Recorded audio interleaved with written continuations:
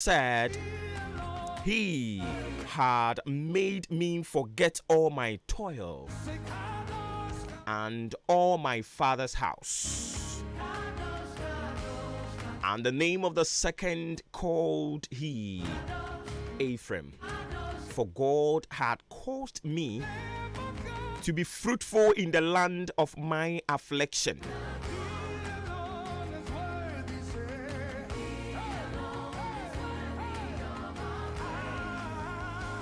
I will take it again.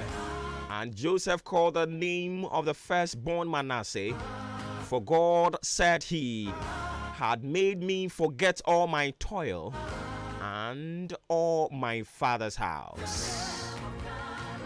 And the name of the second called he Ephraim, for God had caused me to be fruitful in the land of my affliction.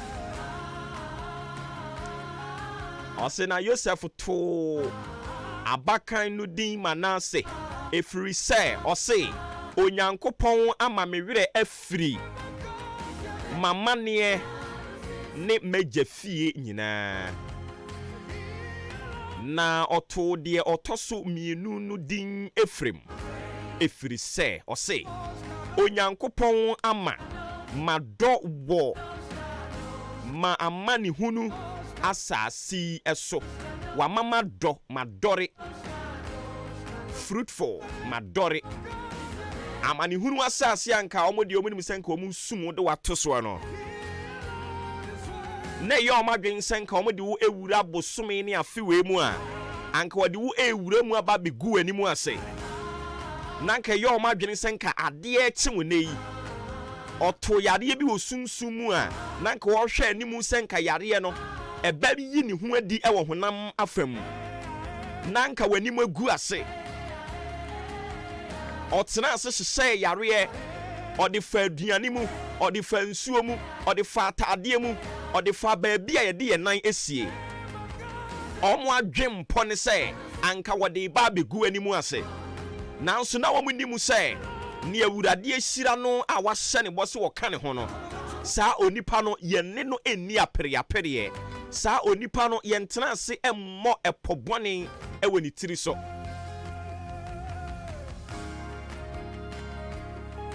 enti impo ewa asase a eya amane hunu asase so no aware anka wode se won sa won adwempo ne senka ode betete wode begu animu ase no eho no mu na awurade be fa ahira wo na won so abie wa no aka se ampa awurade amama do ewa asase ya amane hunu asase so.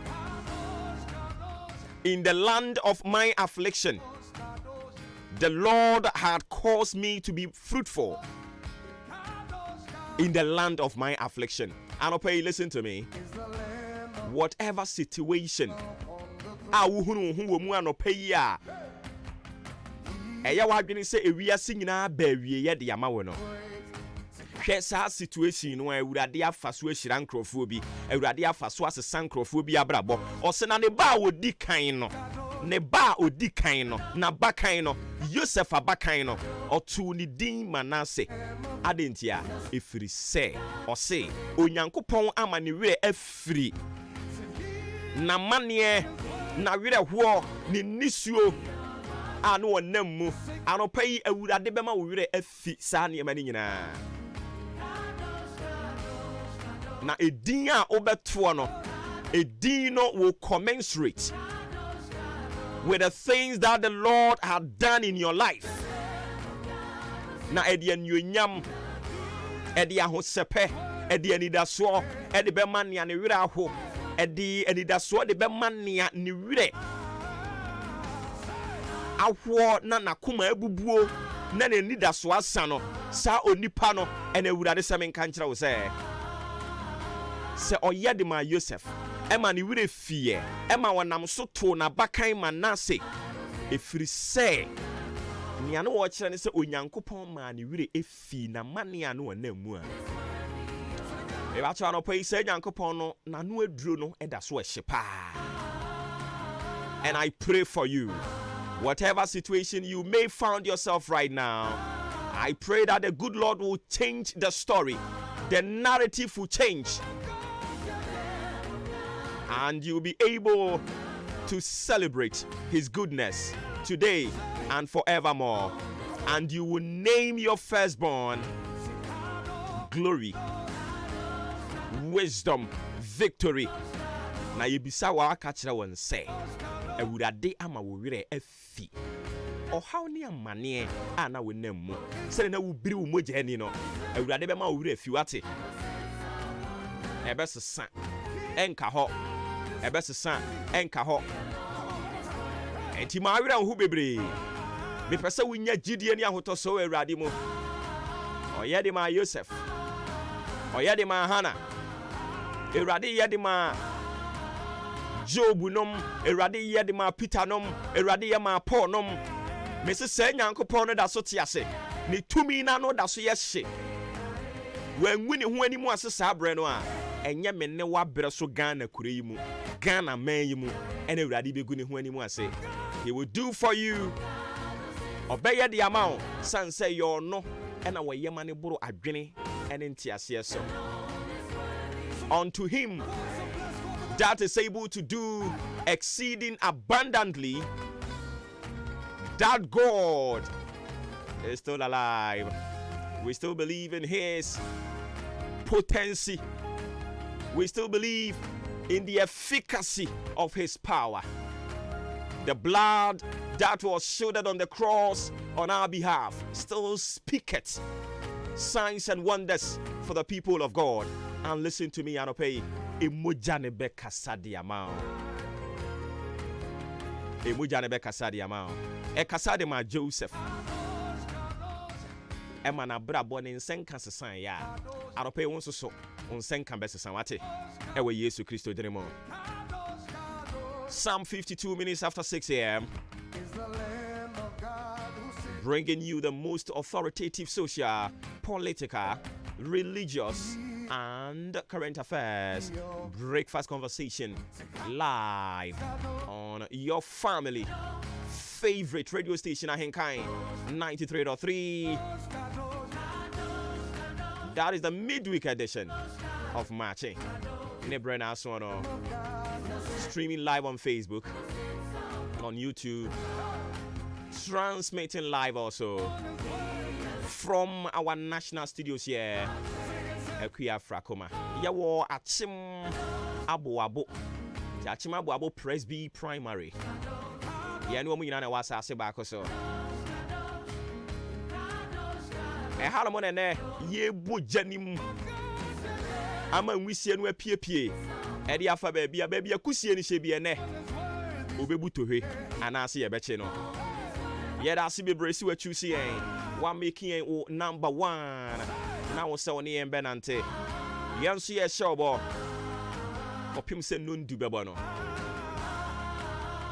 Ewurade be fa yenso asesa niema e wo wabra bom Ewurade be fa yenso obehye wu nkran Ewurade be fa yenso obeka ahintasem e de akere wo Ewurade be fa yenso obesan wo yade Ewurade be fa yenso na obetwe wa adwen de asi niema ekoso o my Ghana mu hadamo mame fasida en confirm aboafo putting this together udi Ahenkan Kwame Yebowa Ajimpa Hene Kofi Mensa Kobe K Billy Man Midin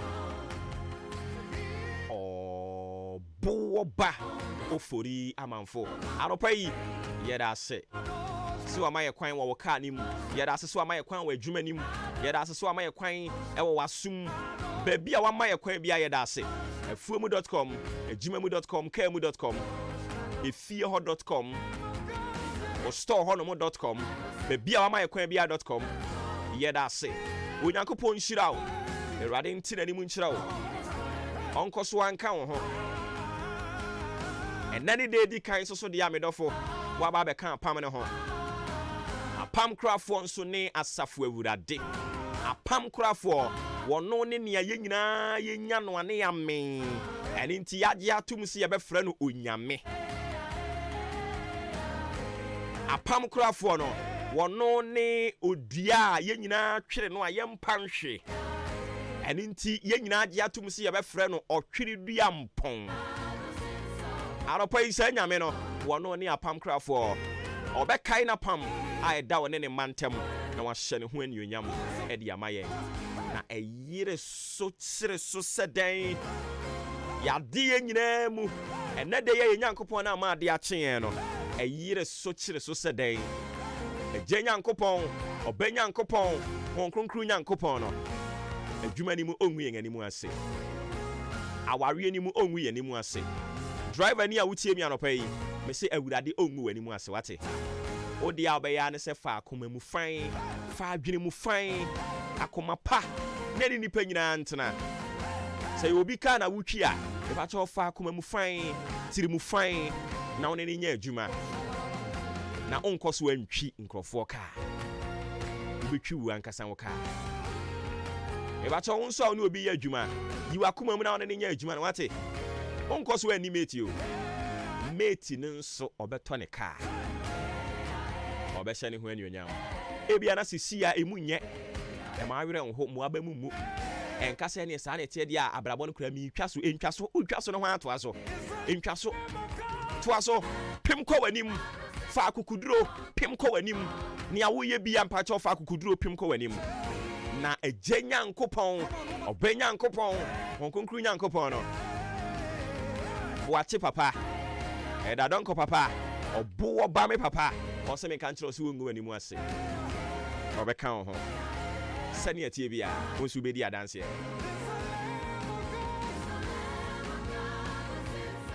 e ba cho wie mo bro sem se ne be sia kone dem no wadaro ma me fanto aso e na afa yanko nganim e wie mo bro sem ya de to aso e de ama wie mo bro sem anopai ya de to aso ama wo no o se me kan kire o se free sabre kai so say ene the 28th day of February 2024 ene wukuada ewie mobre se de besia kɔ free anopa ya akokosi anwumre ena ye de ho amane e de ma wo o se men kan kyerɛ se anopa ne yade a ɛbɔ ebisi kakra ɛbɔ bisi anopa yi se free hin oba benante mu a na afei free prem to bra hono mo kro no kyerɛ se ewie mbɛte ewia no bɛbɔ ewia no bɛyɛ den ɛne nti ɛya na wabɔ modern atoto nneoma yi afei free no me ensa ɛde ɛkɔ ni nyina no nso no ɛyade a wɔkyerɛ sɛ ɛpoe mantem ya yahodo bie no nsuo no bemunum na kakra ebemunum na kakra na afei ayese de ɛtɔ petepete bie no nanso nya de ɛbɛtɔ saa ɛpoe mantem ya yahodo bie kra de wiem bɛyɛ wese a kyerɛ sɛ hwɛ weda no sɛ de mu ayɛ wese no a ɛmframa bɛnante mu de but ene no so ye ho bɛkyere yen kakra sanse heat no ebegyinegyina mu a ewie mo brensem se de besia kone da mu yi eno na abusua madaro ma ye de ho amane bo ede amawo afei ena fidie no so akyinkyima de ato ha no ha ya henkan 93.3 FM mache ene dwumadie no edin ye mo ache na wagye yeso yi de enkomo bia wo ho itimi ne odi mache ye mo akwa aba Ghana adisie obuoba ofore amanfo emamo ache edeba ahenkan 93.3 FM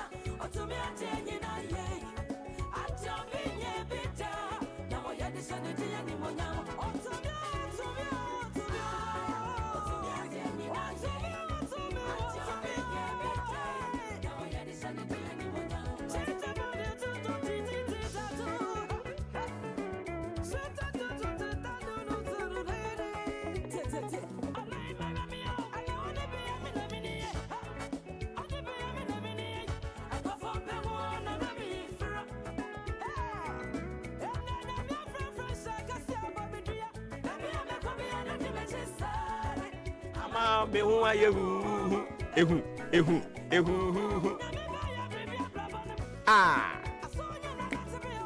Ebete.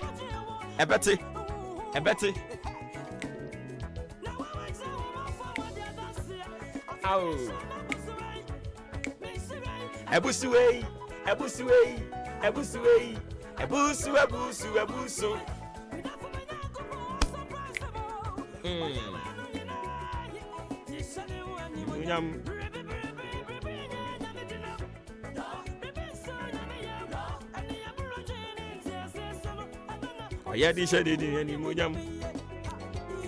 Isaiah 55 verse 1. So the Lord saves and grooms. Therefore he is calling on you to run to him right now. And chain. And then our Aqueniano. Tubirikapa. Isaiah 55 verse 1. Yankin kind farmer. Or see who? Everyone that test. Come ye to the waters, and he that had no money, come ye, buy and eat. Yea, come buy wine and milk without money, without price. Ose momro, mo asukom demo nyina. Momra insuo ho. Na mo a munni sika no. Momra meto. Na munni momra metonsa ne nufusuo enye sika na wodeto na eni buonso erade freo inti anopai watoto tubotom asisi ase wo se mini kapre wana wuni sika wo sa woko Unyankopon. Inti baby a wanantia kodru bia no anopai oseme nkanche ose bra wa feel dodo. He misses you so much and he's calling on you to come right now. Why you ready say obey embrace you. He will sit you down. He will welcome you in a grand style. Tia or see who will bohew. Everyone that tested mua osukomo demo edia ba husukomo ne de o enye practical insuo se nsukomo de wo hwe ensukomo ade wo bi ewo abrabo papa ho sene ne abrabo ho nsukomo de wo bi he obi ato adwaman mu a wo bone ma adwaman ni su fe enti trene ho sukom ede wo aropa awrade to nsa de afro obi won so a wato yade mu enti ayaresa papa apomudin hu sukom ne de no aropa ise wata yadeyem na apomudin hu sukom ede wo a awurade to nsa de afra wo se bra obemo wa yaresa obi nso ato eka watokam enti si obetetere hu afiri kam hu sukom ne de no aropa awurade se bra o to nsa de afra wo run to him tumirika pa na bra waye crowd so obejewo emfa nsem nyi hu ano ena me baby amakọ enti awurade bejewo o to nsa de afra wo wa manfa ma wo mu susu so mo ya atene nefo no awurade abade ama wo a wo na wubu ho aten wo a wubu ho fo no wo na awurade ba ma wo eni ntia no pay o se me nka nche o se bra wo sukom bi de wo sika ho sukom de wo aware ho sukom de awo ho sukom de akwantu ho sukom de awurade se me nka nche o se tumirika pa na bra obejewo obesua no ama winsuo enije nsuo obema aware ye nsuo obema apomudin nsuo awurade bema akwantu nsuo ensuo bi a wo hwehwe no na ebeboa wo ama wo koma atọ yem ama wo bo adwo no awurade se watene ne nsem ena no na me ka kire wo se the prodigal son aya ye wo twi kasa bi a ye friend se oba de sefo nya no kre nya oba de sefo onye oba de sefo ye wa be ka ho asema kire wo topic for another day onye oba de sefo biribi ntu ntia se wakọ situation bi mu ama obi aka kire o san na meboa wo no age se me ne wo dance anka wo ntena nka kire me so ye oba de sefo se wakọ situation bi mama edan a wudam eye obi na rent ya mawo ɛdan a wodam no obi na rent ama wo adwuma a woyɛ no obi na pɛma wo ɛne nti deɛ ɔbɛka kyerɛ wo no wode yɛsa masa unsa gugu achi abrabɔ bi situation bi ama obi akɔtɔ adeɛ bi mu a ɛyɛ ayɛ mfiti prɛko pɛ mu atɛn. That is why ya onyankopɔn ehu mmɔborɔ ɛwɔ hɔ no mo ɛde ma yɛn daadaa nyinaa. His mercy endureth forever. You know why? Because onim sɛ nkurɔfoɔ bi ne nam abrabɔ bi mu a ɛnyɛ ɔmo pɛ. That is why all to nsadia from say who everyone that tested, come ye to the waters, and he that had no money, come ye buy and eat. Come buy wine and milk without money and without price. Ewurade ya krado so obeti o. Ewurade ntira ne mu nkyira no nkoso anka ho. On show din wo wade ye nyinaa mu. Ni nyinaa mu no ɛyɛ na wakae sɛ ɔdɔ. Nti baabi a wanante akoduru bi ɛyɛ. Me say baabi a wanante akoduru bi no ɛyɛ bra fie. Wabra bom, wabra wasetenam, bra fie bɛgye wa home. Baabi a wanante akoduru bi me dɔfo. Yɛ to nsa afra wa adwaman ni twa so, ɛnsa nom ni twa so, konkonsa ni twa so. Ni awo ye ma wo bofom na ye twa so Ewurade se bra obem siew na wa ma wa home e wo Yesu Kristo direm. Amen. Ye de na de ni di si Nyankopon ya adom na ode adom bo adom so na wo kyena so ode ye nkwa kyen ye a ye besa bo ni aba beto aso de ama sports up next owie pe ye besa ba ni abeto aso kese ne so ofra me obo ba ofori amanfo Mache eno ni dwumadi ne din. Eje Nyankopon ba Nyankopon no nkrunkru Nyankopon no nkoso ante na ne mu nkyerɛ yɛn. Baabi ade na besie na de wonfa ho nhyɛ yɛn nsa. Onwuru nyo no me mfrɛ yɛn konimdie mma na sɛ ɔtamfo no tai yɛn sɛ obesunsuane yɛn a Awurade nkanya ne honhom ene ne tumi na ɔnka wo mu nyinaa enkugu pobono ne mu. Yenim sɛ wo mu agi na tuo wo mu nsusuye ene wo mu nhyehyɛ yɛn nyinaa no Awurade kan yɛn ho ɛna no ɔka ho asɛm kyerɛ yɛn ɛwɔ Deuteronomy ɔka yɛn ho a ɔbɛko ɛde ama yɛn ɛne nti ɛde akokuduro ɛne ɛde wura ne dane mu sanse yɛwɔ gidie sɛ ɛgye Nyankopɔn ba Nyankopɔn no nkronkron Nyankopɔn no ɛyere so kyere so sɛ den ɛnɛ da yi a onwu yɛn animu ase ɔbɛka yɛn ho na ɔde adansedie bɛhyɛ yɛn afono mu Awurade nka yɛn ho bi mu yɛade yɛn nyinaa mu amen. Sports yɛde to aso Joshua Kwabena Jenim atenase Boba Ofori Amanfo Pomu Bokode the commander general the captain in the morning he says he be promoted to the coach coach he said the captain the coach in the morning coach dey yempe na be coach ni ye say ball no bo wi ha o ba be coach eguso bo na be ba bo wi eguso bo Maybe had no do the about you. You so born now. Onim Enra Owampani Kasaka carry farm sports no ho. Yeah. Kasaka carry farm sports no ho. Also you GDA say Ghana wanka Ghana sports anka say o say Blasters no. Yeah. O GDA say be san aba na new nya mo biom. Nti say the aka no emfa ne ho ana. Wayade.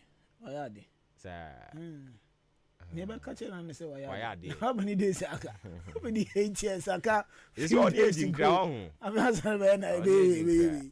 But what is some better committee be there committee the baby committee for then almost the adjoint to the baby kwan be fa so football. Oh munjo masem.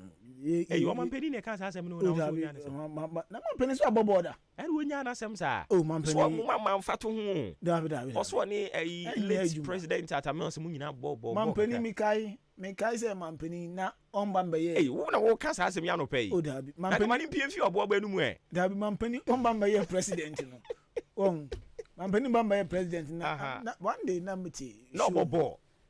Or a sports enthusiast. Yes. Also, Tottenham was playing now that I'm supporter. Oh no, even now, Crampo Crano, way is it Arsenal and Liverpool or support to that was Tottenham was playing. I will helm boy and then now. And then now, or it's not aeroplane, no helm boy. It is all corners of home stadium, many how a stadium now packed. And they send a normal air fair out to me. Now the 3 years, no, dia. No, so Jana Sem. So Jana Sem. Cobra. Enti ena anopai adeshimamba Ghana mamba yema munyina kwa baso ku biwe embra ahenkan 93.3 so agudie mu nsɛmra so ya tenasia yɛde nsɛm no enso ebro ene anopai midin ede Yoshua kwabene jenem Yosef G enche obetene enka mayen fasida emma Festus Enterprise aso ya semeda gudie mu nsɛm no enso ebro ene ise open multi TV DSTV Star Times Canal Plus HD Plus company bi ena opese uto yusu anaso recharge a ni nyina no Festus Enterprise enso emma bi no ato na bibia nso akoye ede amabe pie mu ewa chim dan ha nyina Festus pe akati pe na oba obenya satellite na fe terrestrial decoders a eni eda honoma esan abodjuma metenten ede amount enya no nko TV etunton bi Hisense Asano LG Samsung de nyina no ebi ewo eye Festus Enterprise ye the TV 1 month aba decoder stance ebi ewo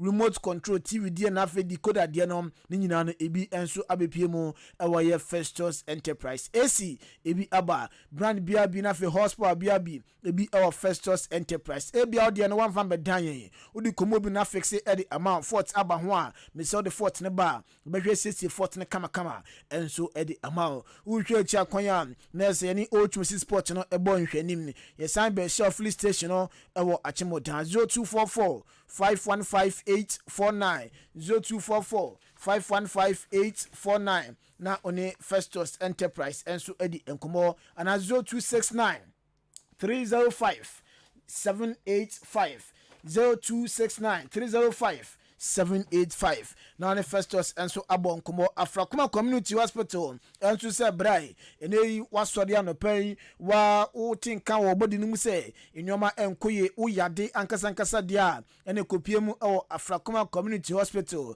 na fi enhwe na yare wanyina no yentu ose ntempa so emfa emao uhwe chi akwanya ye wo eye Accra Gan West Municipality ni mu Amasaman Stadium Road honom ena uhwe chi akwanya ubohuyen oba ye World Trained Doctors ena fi nurses ene midwives a omunimde omasuade ye ya ombehwe ye man yare wanyina enso atu aira ene oba OPD ebi lab ebi theater afi labor ward na children's ward nyina no ebi enso ebodjuma ewo eye Afrakuma Community Hospital entini sa wo yare dia misrao ma Afrakuma Community Hospital enye Festus ye djuma 24/7 yompo na se etwon na etete wo henia na ajo kodanda ye doctor yatete ni ye onimatwu yi a na so beyi amawa ohabia enso embechire biu upenchema simdie ya Unim penfo din komo ewa 0597 005963 0597 005963 na one Afrakuma Community Hospital enso edi enkomo Roman Barbering Saloon de bia me kachiro se honum na obia eko school fo mpanifo afei eye mrante ne mba wanyina no oni echem Roman Barbering Saloon honum na yeyi etikama mabibia enso akokama edi amao achimda Roman Junction yene sasintims ni fie no ebe ho pe afei aboabo mpa junction ne so yene fitting shop no enso ena ebo ehwenim 055271 6777 055271 6777 and 020-840-0859 na one Raymond Barbering Saloon enso edi enkomo Benito Mauli na fe Daniel omohwe produce show no mabibia nso akoye edi amayene anope yes sir na say na anope enfamo de ayenhia se enso enfree president Kapon Yakupon Adwuma on the 5th March NS Adwuma kese no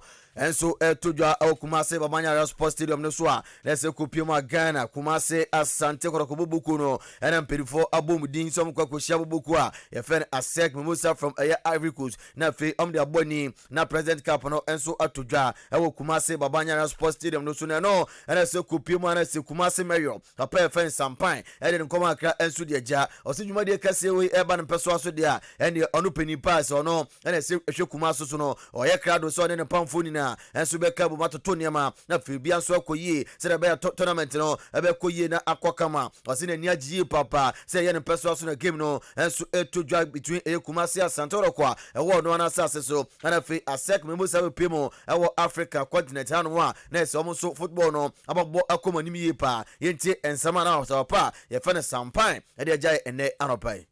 So when you have such an event in Ghana at the President Cup on the independence of the country, then we see it as a very important activity. And therefore, those that needed the idea and those that were organizing it, I will say kudos. As a region, and on behalf of my minister, we're also going to do our best, and it's a pledge that will make sure that this becomes a very successful tournament. But I will be there to support.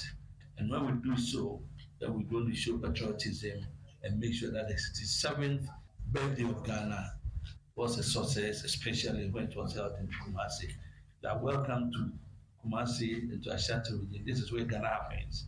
And on behalf of the Regional Coordinating Council and the good people of the Ashanti region, I wish you well, and I believe this tournament is going to be a great. We commander se kupie Kumasi Metropolitan Assembly na panipa no eda no wapa fe ne sampan ede eja ene anopai. Accra Parliament House idea next 2024 State of the Nations address no and so etimi echo so His Excellency Nana Addo Dankwa Akufo-Addo Republic of Ghana President ono enso ejina ho represente nese ne no senya inoma enso AC echo Ghana na ne kasa mu no na okasa edi afa sports ho obowure mu enso the 13th African Games nese enche eba so Ghana next month ya na ochem say ya dia Ghana ya ready preparation de bibia e kama stadium ahodo afa volunteers ya training wo journalists ahodo ya training wo nyina no obia aye ready say African Games no ibe hosting ye anu ntino say Ghana ni na say bia otise Morocco ni ana say Burkina Faso ni enso ababi onsam gina wa tu na fa yenchi o mabaye games no na bibia enso enkoye enfama na Addo Dankwa Akufo-Addo President of Ghana. All the preparations are ready for Ghana to welcome sportsmen and women from around the continent to participate in the 13th edition of the African Games. It seems incredible, but this is the first time that Ghana will be hosting these games. It's taken a lot of courage to have persisted with the decision to host the games, especially when our financial problem came in the midst of the preparations. But I am glad we went ahead. The preparations are all complete. And I was excited and very pleased with what I saw at Botima when I went to commission the Games Village some 2 weeks ago. We have high-class sporting facilities which will serve us well long after the Games are over. Some of the events will take place at the University of Ghana Sports Stadium.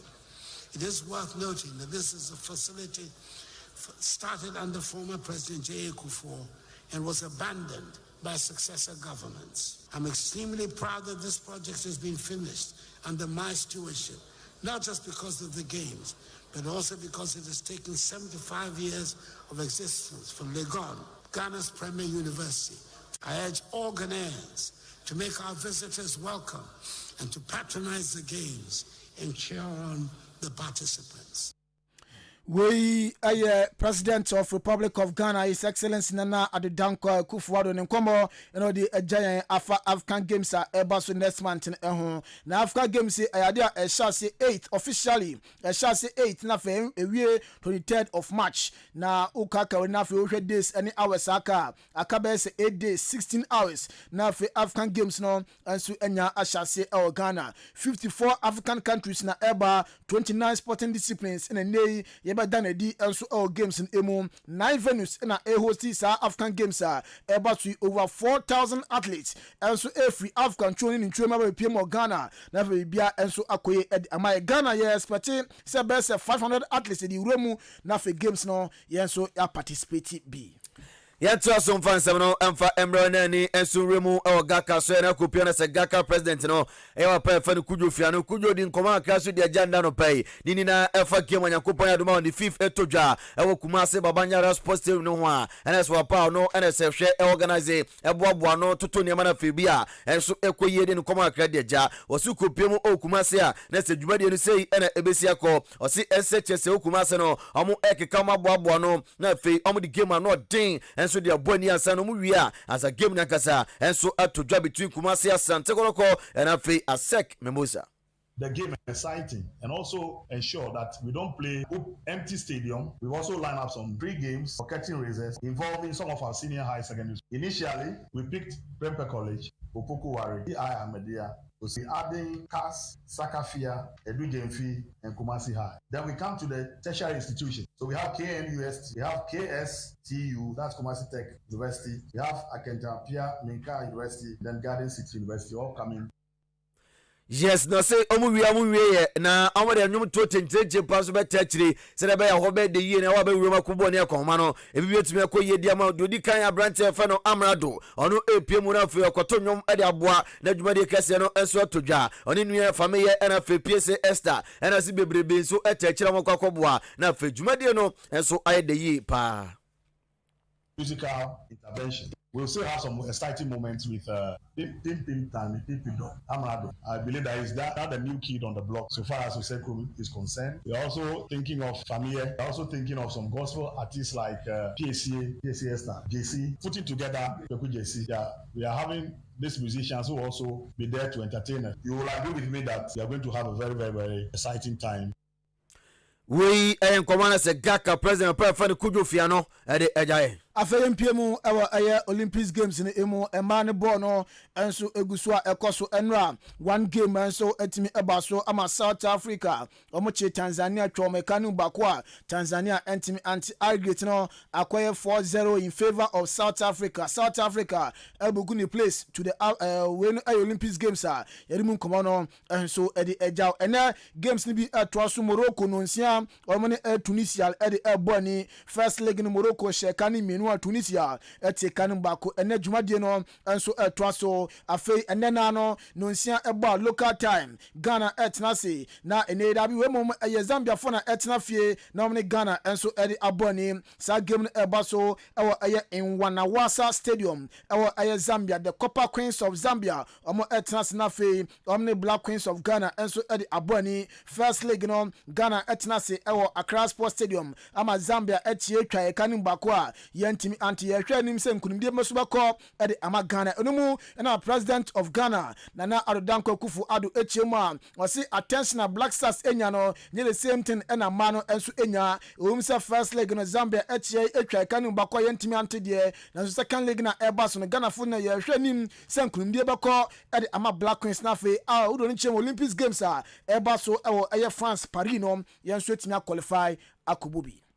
The senior women's team, the Black Queens, who do not get half the attention the Black Stars get, have been performing quite creditably. They've gone for 10 matches without any loss until last December, and then when they lost narrowly to Namibia in the qualifying ground for the 2024 Women's African Cup of Nations. Even though they lost narrowly to Zambia in the first leg of the qualifiers for the 2024 Olympic Games, let us wish them well in the second leg to be played in Lusaka tomorrow. I hope they give us something to cheer about.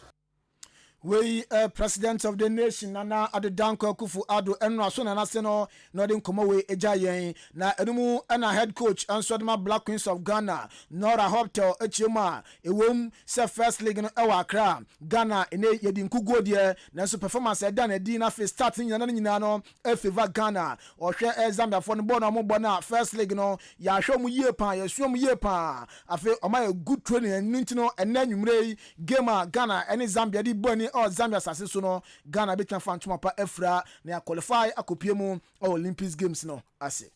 So again we lost the game 1-0 in Accra, but we had a very good performance on the pitch.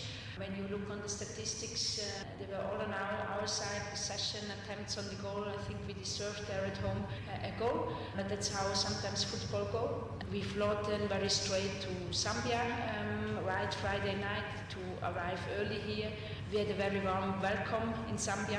It's a beautiful country actually. I like how it's green here. The people are very friendly, so we feel very, very good here.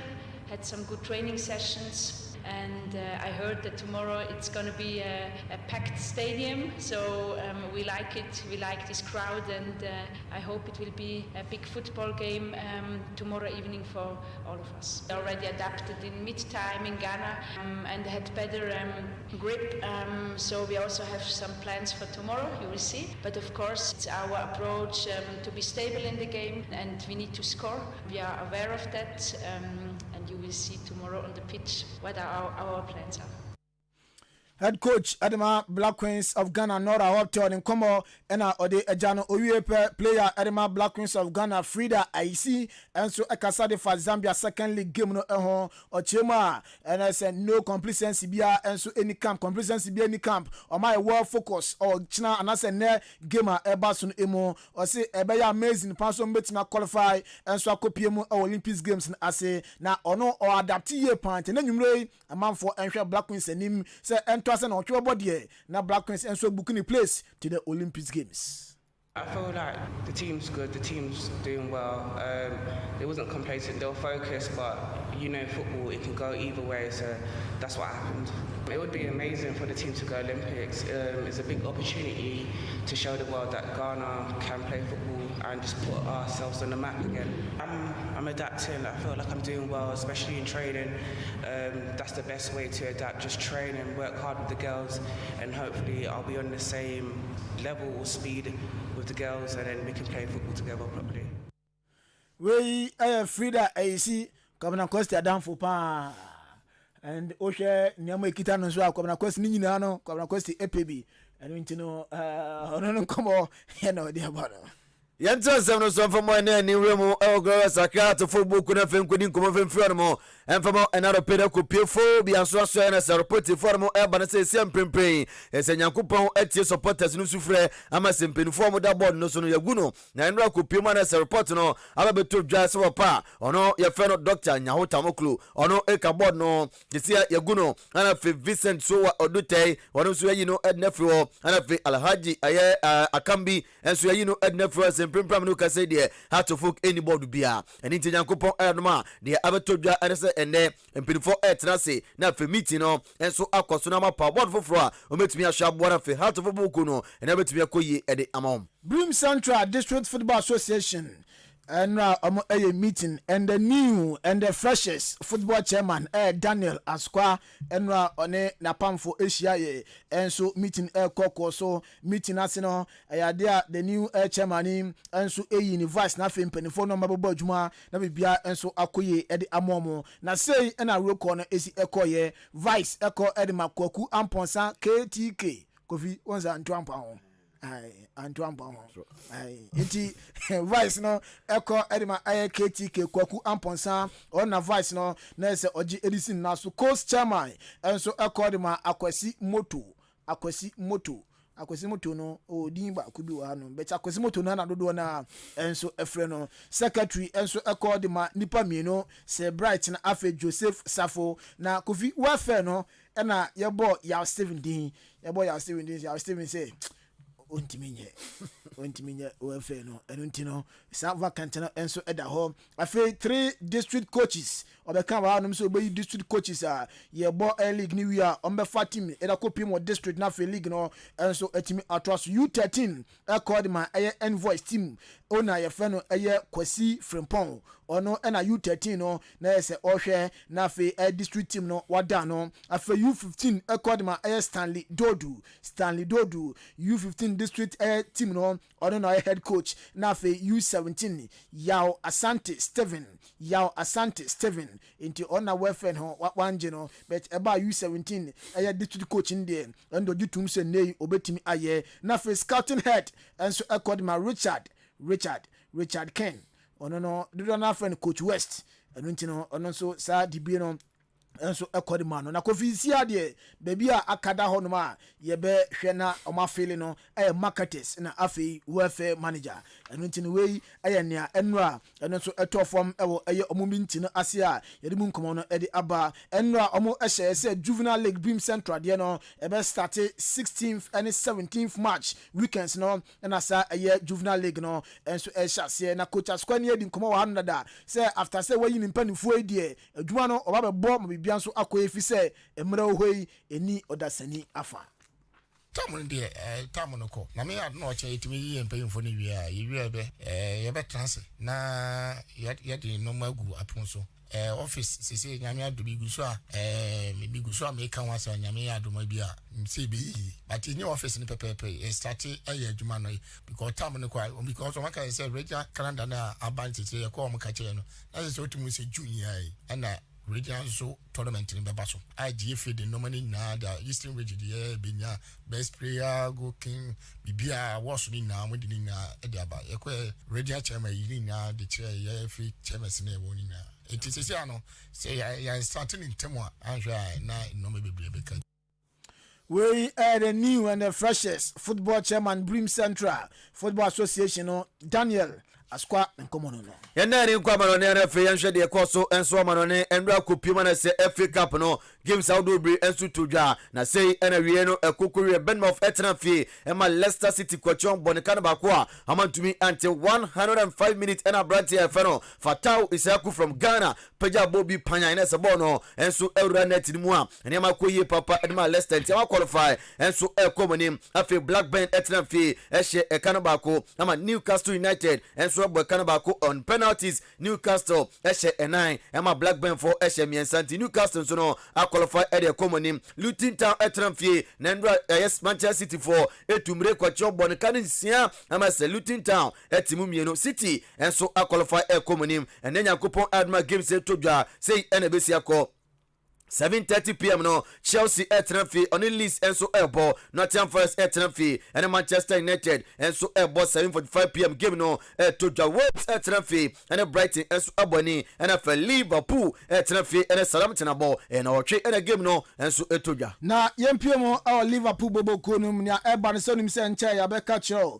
se Abrante fan Alfonso Davis February ya dia waje atum so kwakosia kan enso edema boboku a ye fan Real Madrid na reporter Eban se buyer for says Alfonso Davis Ebekodia Omurum o Liverpool left back ye fan Andy Robertson makosana we PM oboboku fan Bayamo ye na ni Zuremu e Basa so reporter todwa NSS and Sani Abasui omse goalkeeper fan Mark Andre ter Stegen no reporter todwa se Nyankopon Adwuma hwa no Remu enso ewo aye Saudi Pro League na Fabrante akopeska de agunu botum ti okode a na so omso muniska amukoto player nti Abrante a feno David De Gea beka Abrante enkane no dem Manchester United bokuno sisi ado ye free agent John Kofano na Brent na besia kan era Barca bobokuno ye free Barca na fe yempiem Manchester United bobokuno nia eba no se sisi ado new owner a ye fa ne Sir Jim Redford nia eba se papa ne se on the dream coach pa enya Richter ha papa no se oba piem no papa no nhyɛ da ntwatewu on coach bia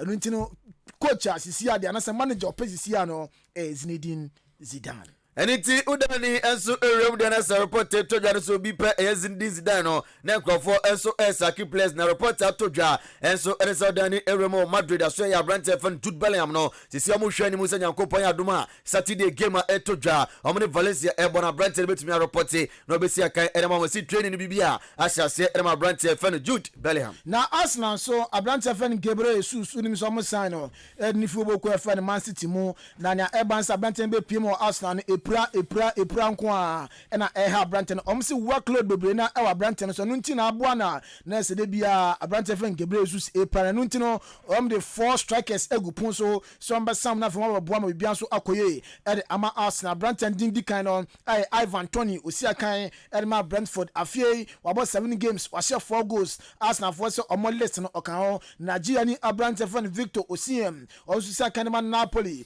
ono so abo 14 games a wa share 8 goals ama 2 assists Arsenal for some list no okan ho afa Abrante ono so ofi Holland dim e Joshua Zelsi no ono so no osia kan ma Bologna 25 games was 9 goals Arsenal for ono so okan list no na afa Abrante ne fan Victor Gorakes no ono so reporter Eban so osia kan was Sporting CP Portugal 21 games was 7 goals almost ono so no okan omo list ho ye ko no pere kwa se no dani remo Copa de Rey game akweto ja Real Sociedad shebako MS Real Mayoka enso ehye bako on penalties and as Mayoka ball enum ema Sociedad ehye 97 print there Mayoka qualify at the quarter final na bia koye and the game etobia Atletico Bilbao trophy and Atletico Madrid enso abo first leg no adia Bilbao ehye kan bako a Atletico Madrid entumi ante and then so na ni Remo ewo Italy as games mienu etobia Sassuolo ni Napoli ebo 5 p.m. and after Inter Milan champion team enso ebo Atlanta 7:45 p.m.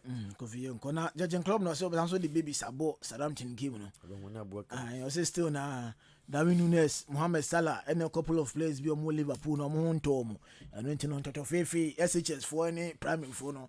I know the gym na for this year candidate here, Commanding Suleiman and Tima, a fellow Southampton, ever FA Cup no more. Also, GDA send your boys no koye against yours in the day.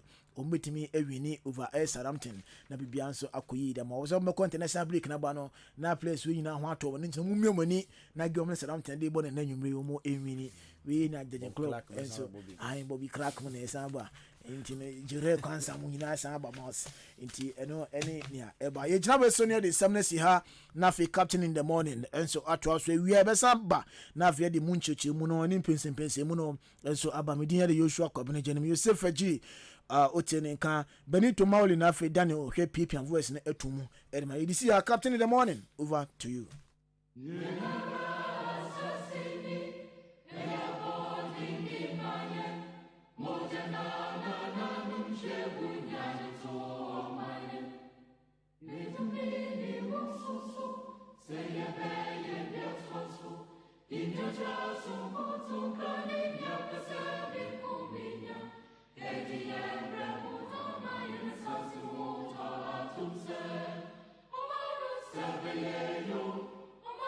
Serie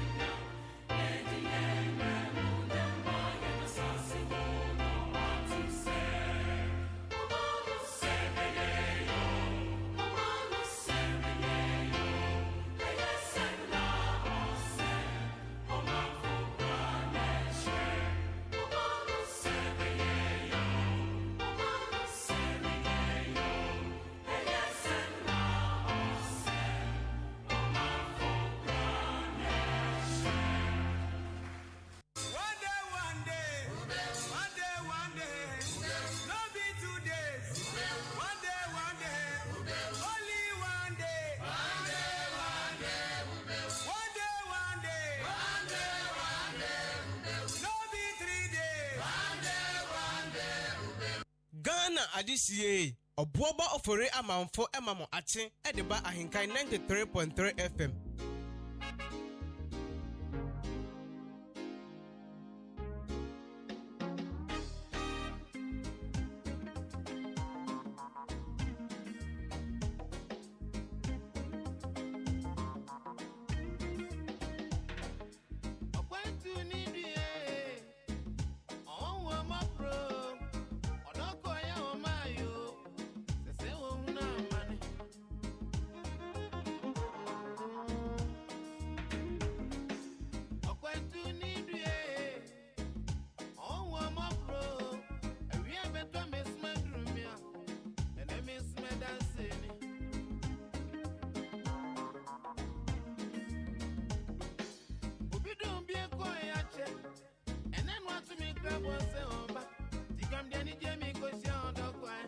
Ghana Adisie Obuoba ofore amanfo emamo ache Edeba Ahenkan 93.3 FM.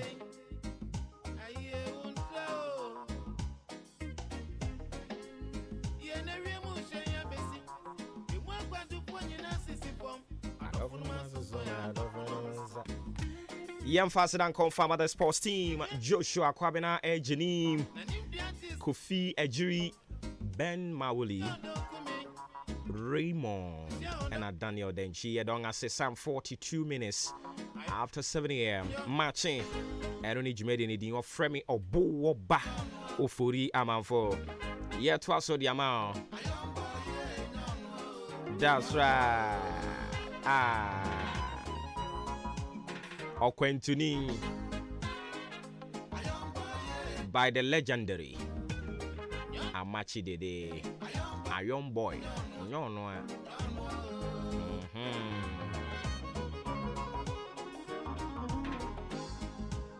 Adwuma-Adwuma Elder Frempong. Umuoden. Oyo boba. Come on.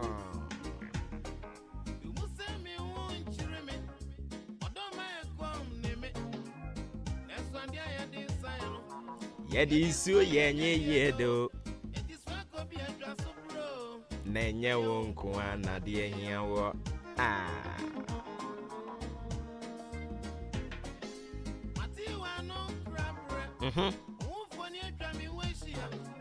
Nanso meka sachire mfoni ya. Mfoni ni wenim dia se. Se watu wasum. Ayon boy enyonwa o.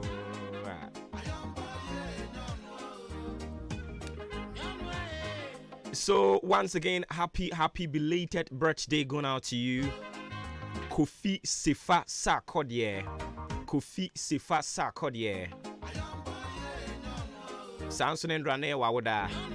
Inshiraba Buedu. And then so you're warm with you, my widow.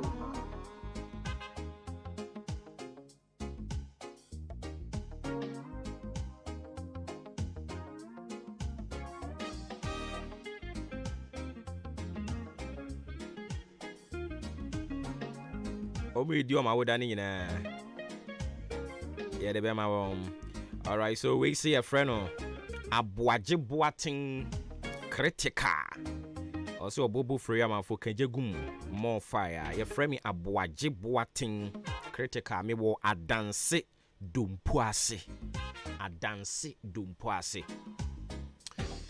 Arapoyenya. Yeah, that's it, baby. Yeah, you say adanse dumpuase for mo hoye pa.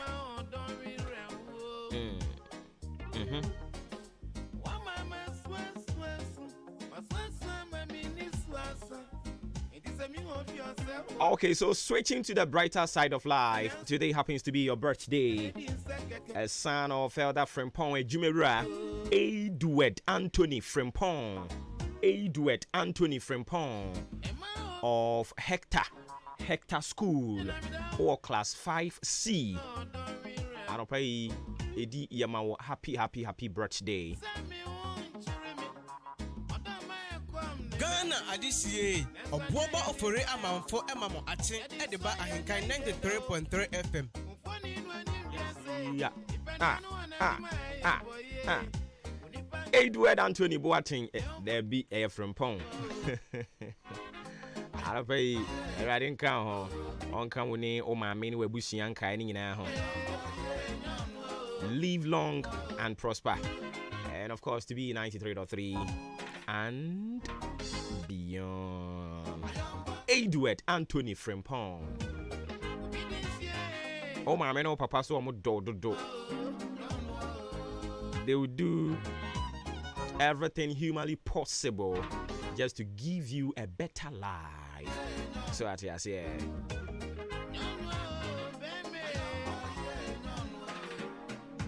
Ain't Trono said the originally, and then come boom namonje. Yana Raho, so then come boom way. Namunina Monchichem Honre, Yankupon ya domoa. A side peeping, I didn't quit Chiricacramway. Yankupon ya domoa.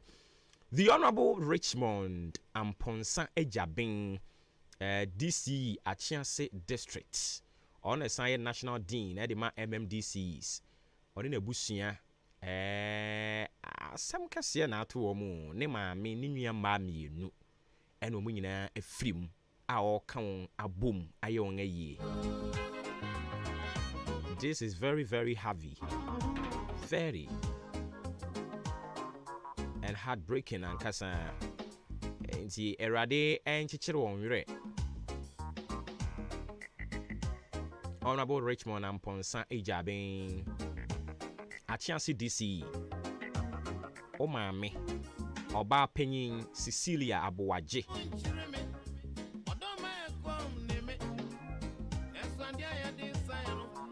ano friend anti nyame adom ena wunya ba also for Mami Letitia Ama Udruwa.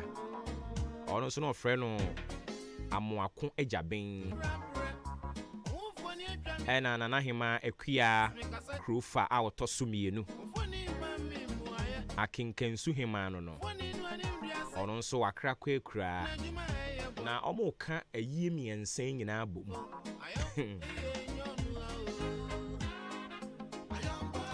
Yankupon Adwuma on the 4th of May. Yabekwa ko kan ho. Ewo akinkensu. So Honorable Richmond Amponsen Jabing. Yankupon chichiro re. Woni abusuan kai ni nyina. Say na me kan very very very heavy. But ready wom. Bibia be kama. So yeah dampo.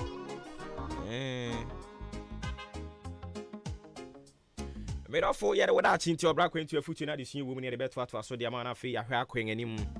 I would you made in a so.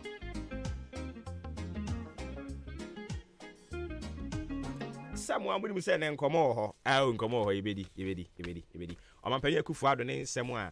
Endra or the baby to my gun in any mono. You boo in a talk. You back on some and the amount. Don't worry.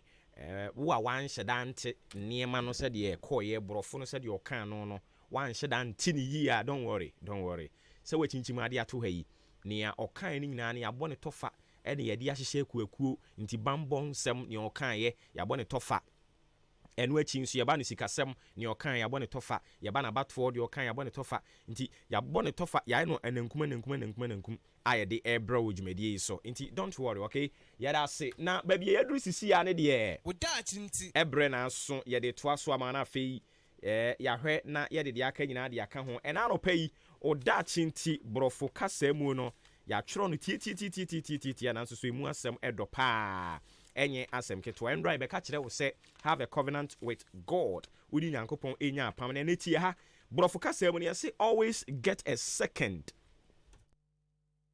opinion on any action or decision you take. Always get a second opinion on any action or decision you take. Enti say asemba nya abotre anase tobo asena omoka no eno no say asemba say empanimfu nyansa na omunim die mu no omo se yenyina nkra ni mu entete nkra ni yenyina nkra ni mu enye den entete nkrane eye mpanyin kasa a omuka eto ho na eno na anopai odachi nti ye can be wabrofo mu say always get a second opinion on any action or decision you take.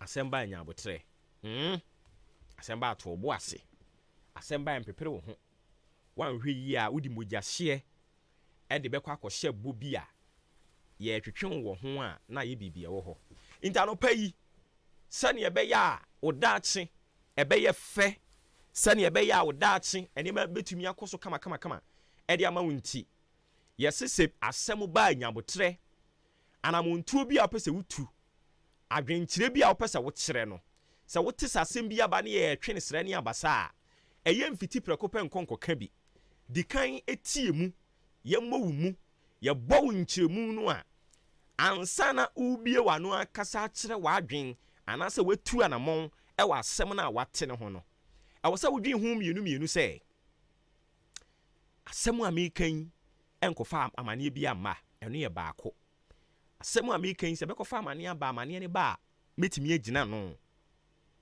se wodwen onsem a o ka hu mienu anamontuo bi a utuo no odwen hu mienu a anamontuo bi a obetuo no medofo eye dia edo bekɔ awie ye papa anapai odachi nti yenim sa ware de ntokwa wo mu nti se ntokwa ne ba enyina ye na aba ne so na entu anamo bi oso pese wugya ware medofo wadwen hu mienu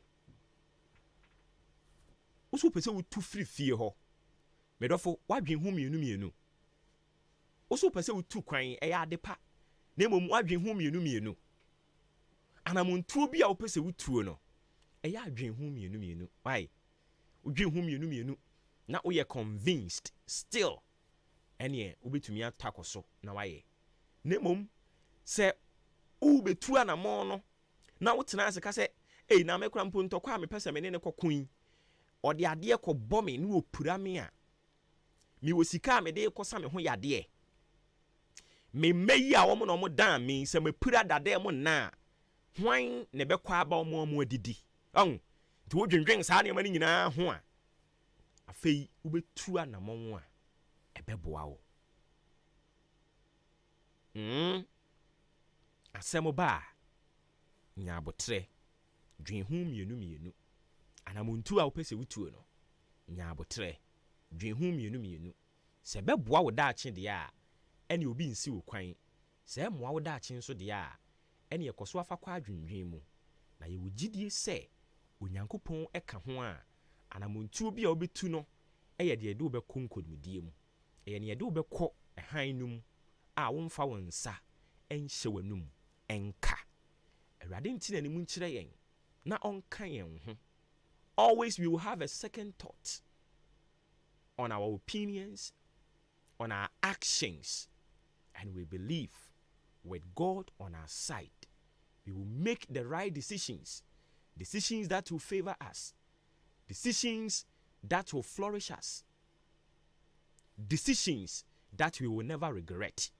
May God be our helper. Ewe Yesu dimo.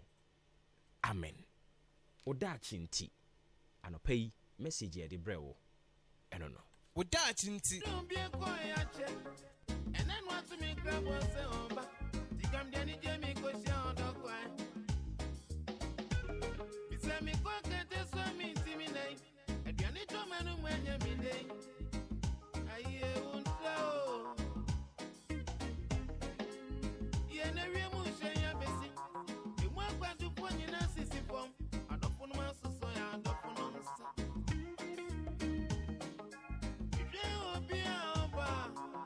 Yet is Isaac Aqua say good morning, watching you live. Our Italy. Okay, so I don't pay a chair. Italy food na. Almost yen kanu Italy. Italy. Inti I don't pay a chair Italy food na. You drew Italy diani na omu a war brechenza. You drew Italy dia. Ere na mamenchia ma brantie. Oatman, Francis Oatman. Minimisa never by Italia. Anka me suya monchiano. We just say Bibia Bacod, yeah. Afe yentwemwe na yenko Joyce Nim ono US and aso we himfa.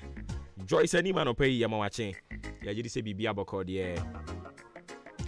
Afi abusia woda chinti ye de no asi ye de debon krata amboso no e de emaw nemum mame sanka obiom se Ghana Health Service e de krata aba abonten a omo kai yen se ewiem bobre bosumi wemu no enye papa omo atuni din se eye harsh weather condition eye dusty weather na je se mfuturo ewom eni nti na omo enam yen so esre tiefo se ekwan yen befa so abo yen ho ban edoso baako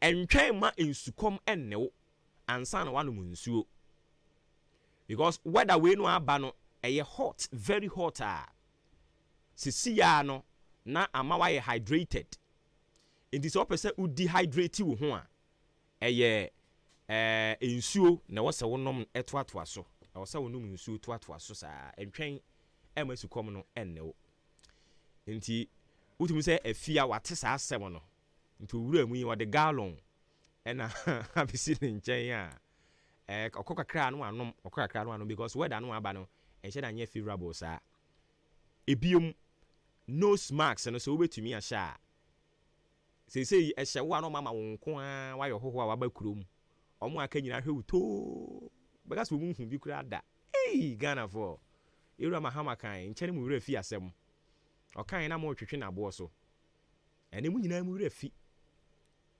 but nose mask na hye wo ebo papa eba yeyi obi ntetintasu ngu ne yonko so enipa ni bo no mo a nanum yi nka ebesisi ni nyina afiri ho sabe wanum yi nka wa na hwan wa de nose mask ne hye wo a nti be yi sa no ni nyina afiri ho ni twatfo yesi programs ni bi wo ho no mo a outdoor programs no munyae nansen kwa de said ye maba wa ne mrante ne yo omo aware na efe pa bohu nipa miensa pa nu omo akogina court ho ne no ano no ma hwe ya sa de nyina kra be ye de yempeke bia uba bi die aduane no aka prekora wenyi wi asan be segu so atim fifira akofie kra hwe onware afi amache ya jo opani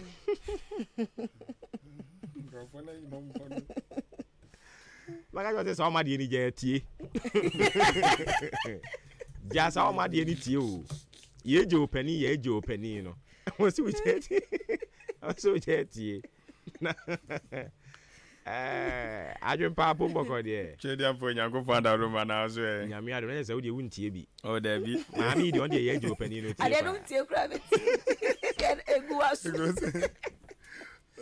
ye je opani ye je opani sa do so ya na kwasi ada o ye je opani ta ba kwasi ada na mo se fiada se kwasi fiada bo be fiada ebu o me nda kura opani ba opani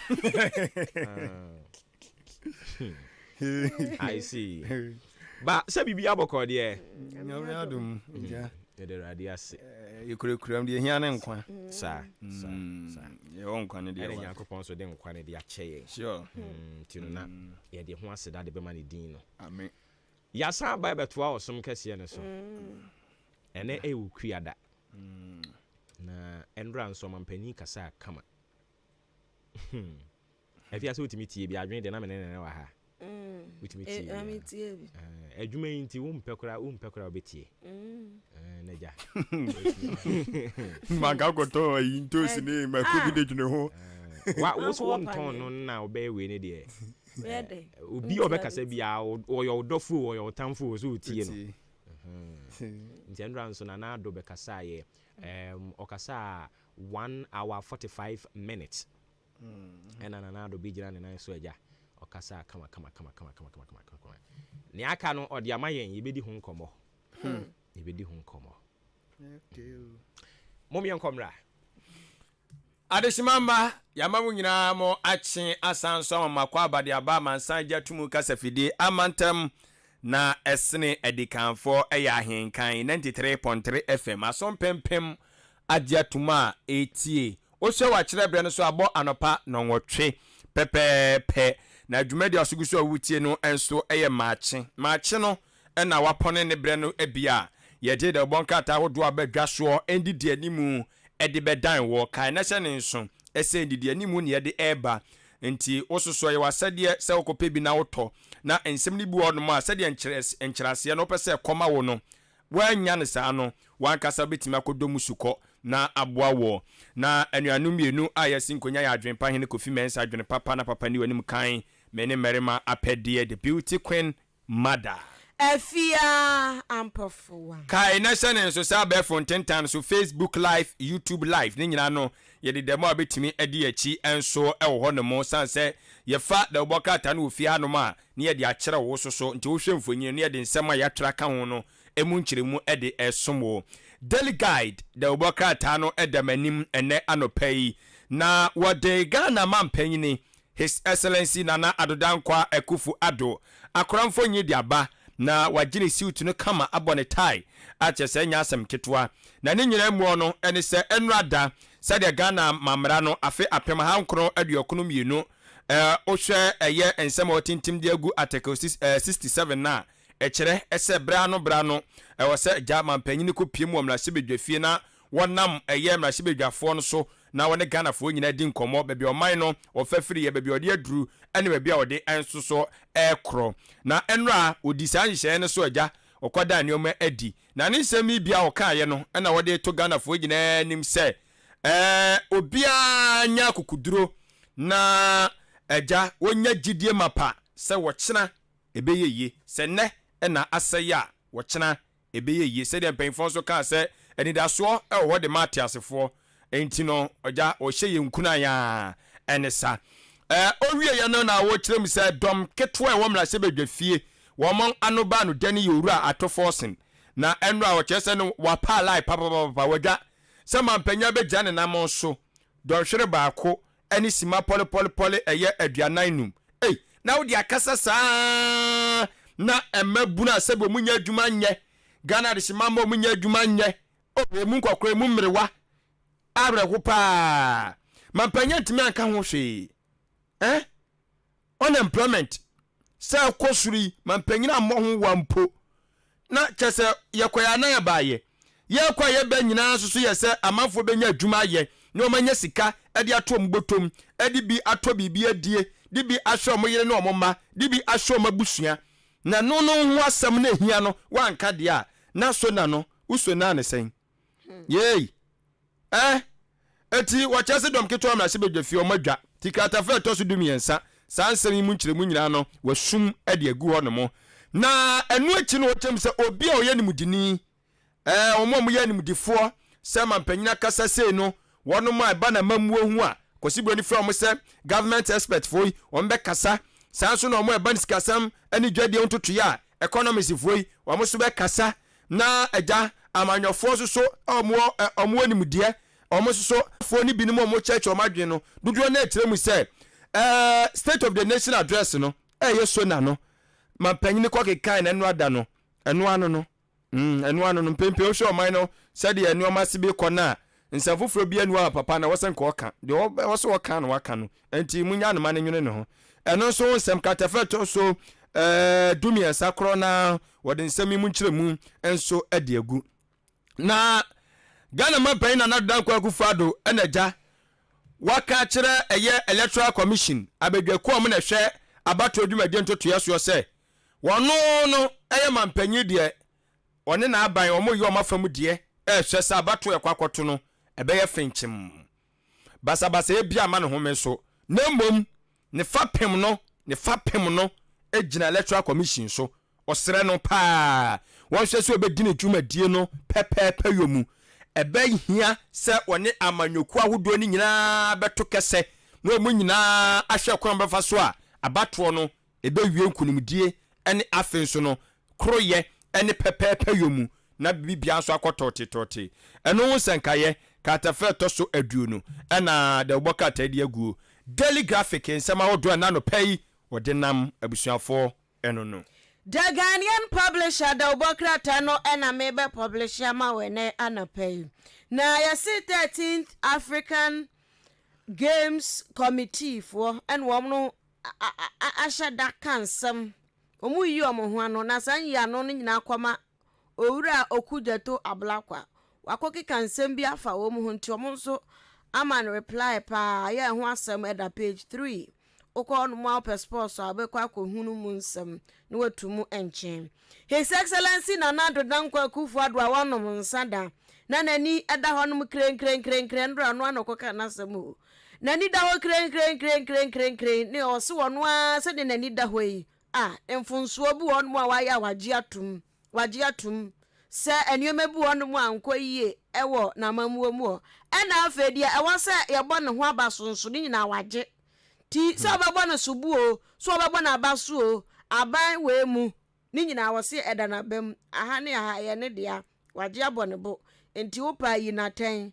opa na abona abaso ni nyina da wagye ti krate de mun sam bebre no aba ode agu page 3 da hotafa na WHO for World Health Organization ewiase nyina kubatan ahwe apomoden sam so no mo so kire se nyame anum nukure ne empe bebre ma ne bi kwa wo so a wo wi a ase depression ache no na ma no kasa na wo ye ne nyoma bi basa asomasi no onwo ye no ontise na ade na se dia so no kwa to kwa no kasa omo kire se enya bodam sebe enkire se oni ana bodam so obi ekwa wo so wie na ase nyoma bi sesa kasa depression ache no dwen bro so a e wo se busuanfo hunu se to de bi a wo akiri nsam ni bi no obu onso a wonyem mo no wonyem kra no a afei na nyoma bi asa na dwen no sheda yade bi ensam fata obi tibi ka se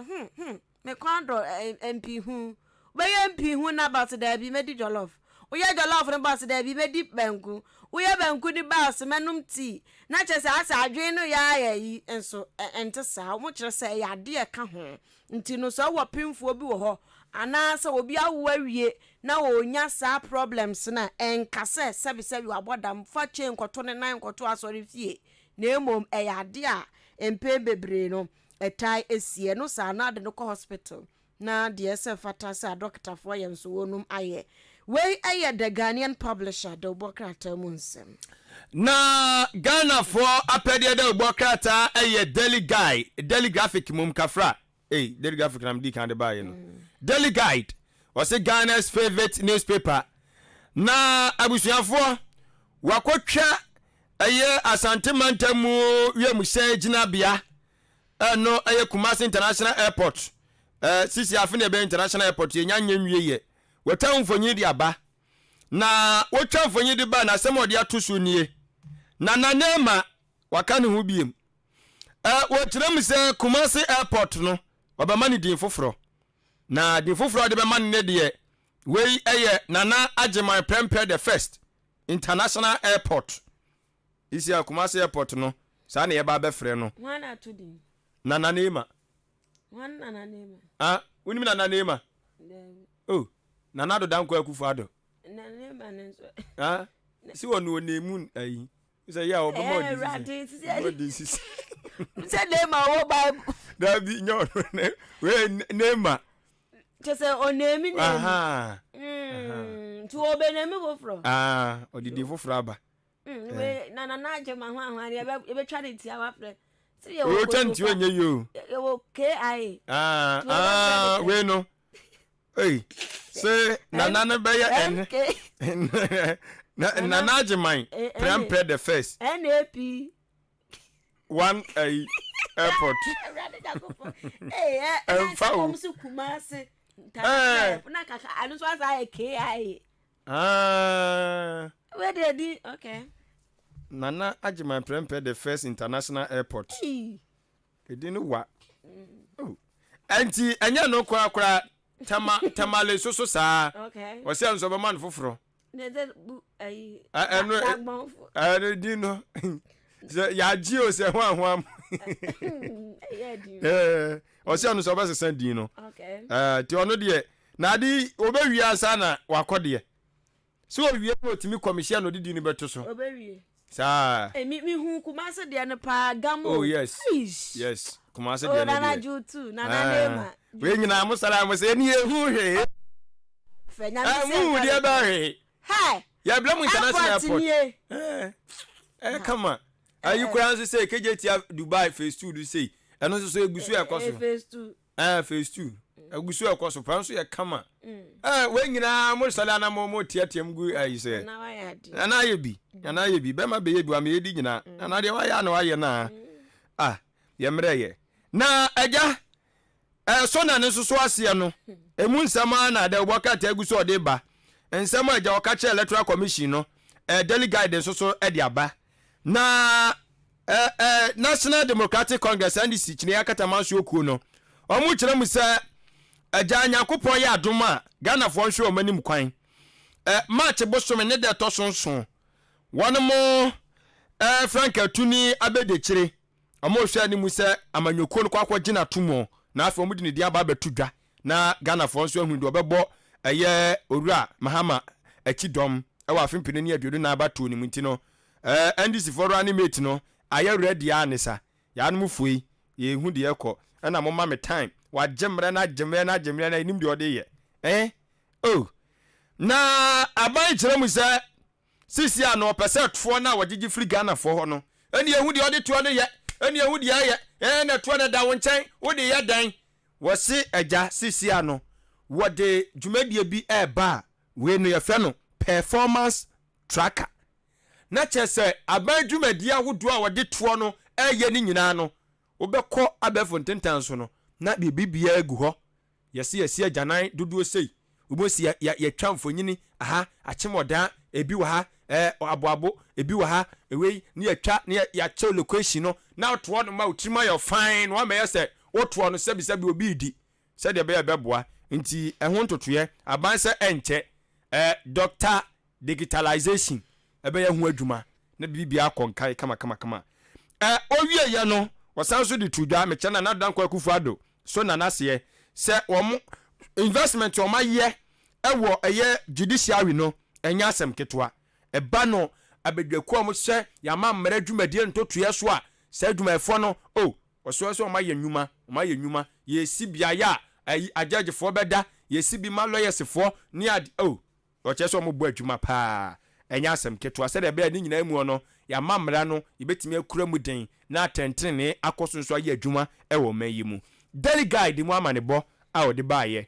eno no abusua ne mamemfa the custodian da obokrata no nto asoe na nando dankwa akufu ado nsem no matwa ne peace atotototo ha na we no eka se na nando dankwa akufu ado aka kire Ghana for se enche bia de ne nsa aka de nyame na dom no nso ne nsa aka na mamuo papa nti nam so aso abapa no ode kire so ebu won ma hyehyedan mu obeda na di e de agu abonten ma ya pepa ho kama sham ma Ghana fo ahunu sampa adu show boy wabo adwuma ti achievement ne de enche bia e be showcase na munya abotre Ghana fo na na nado ya president kro ya na ono so osan akoka bi so na mu o se abrantie bi bata ne ho asa abrantie no ombro ho wo yibia adwuma po ni madwuma ni so wo ye adwuma no so wonte bre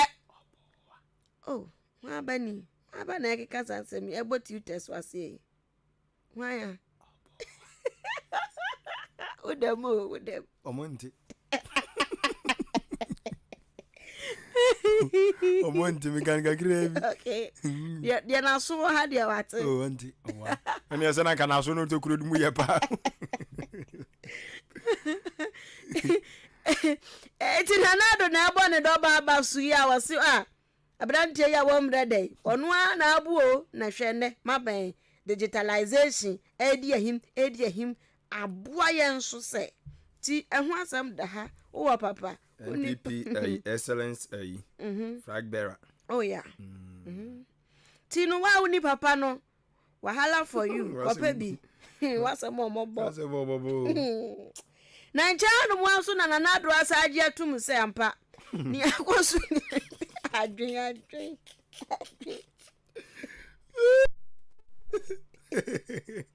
Hey, Aggie. Because of Papa no else. I said the aquas young fancherate. Fancher, any panam so I am from so baby. Tieto de be a yana, Mahuni Mobo. Why a being so? Dear, why and so a papa, ya monka.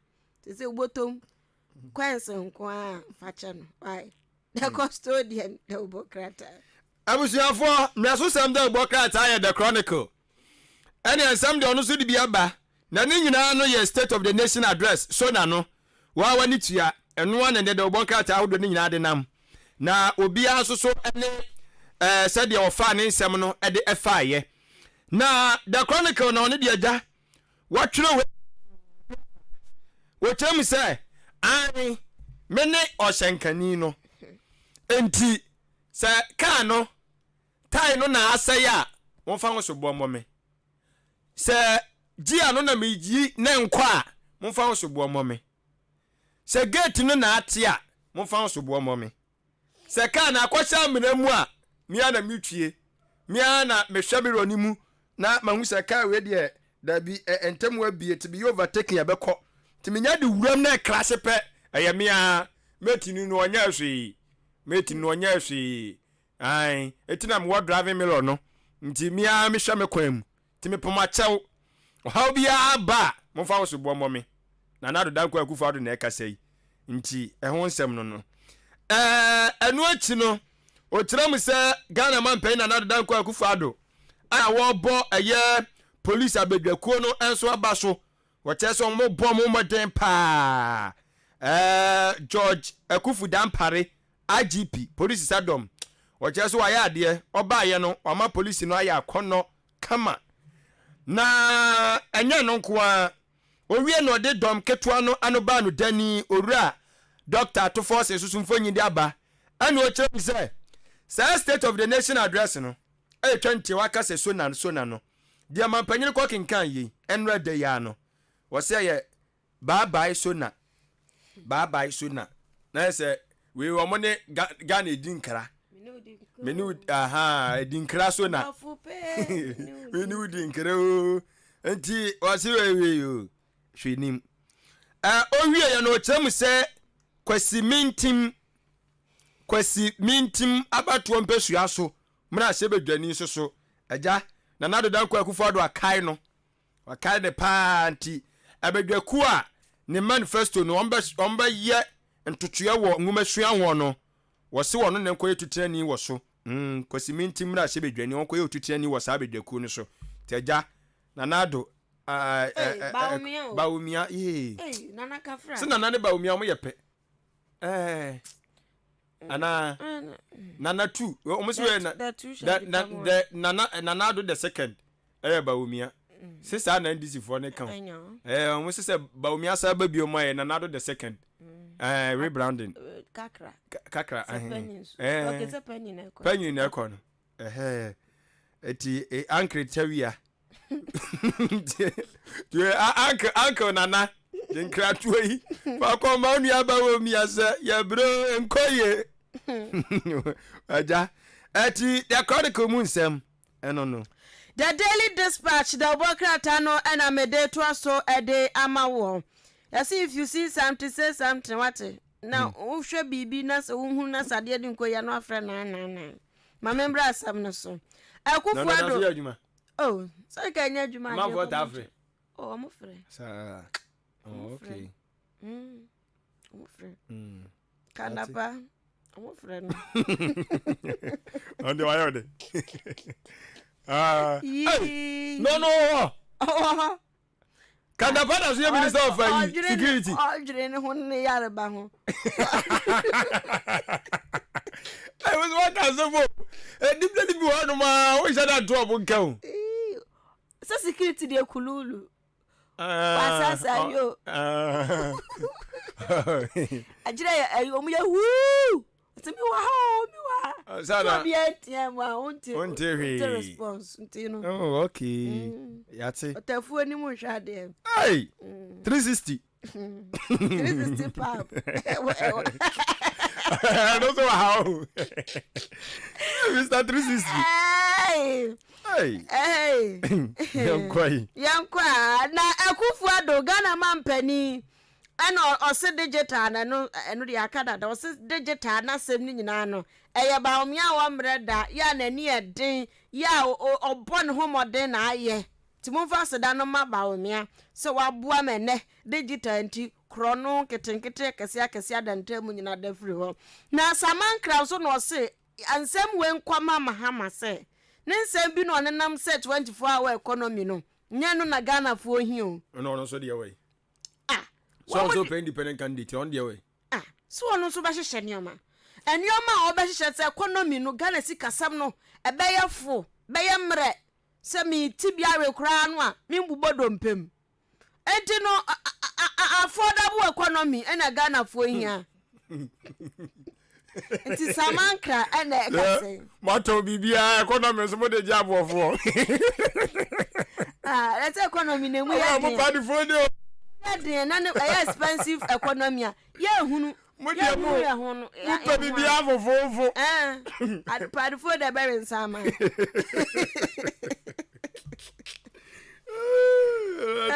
fofofo affordable economy ene ye hia ento suka fofofo jene fofofo mako tise bibia fofofo na kiye kuye ni the 24-hour economy there onya kakra na yes na nando dan kwa Akufo-Addo say 2017 ya wodi free SHS baaye sesi ya kase die sika ye diwura mu no ehuri se kwam 639%.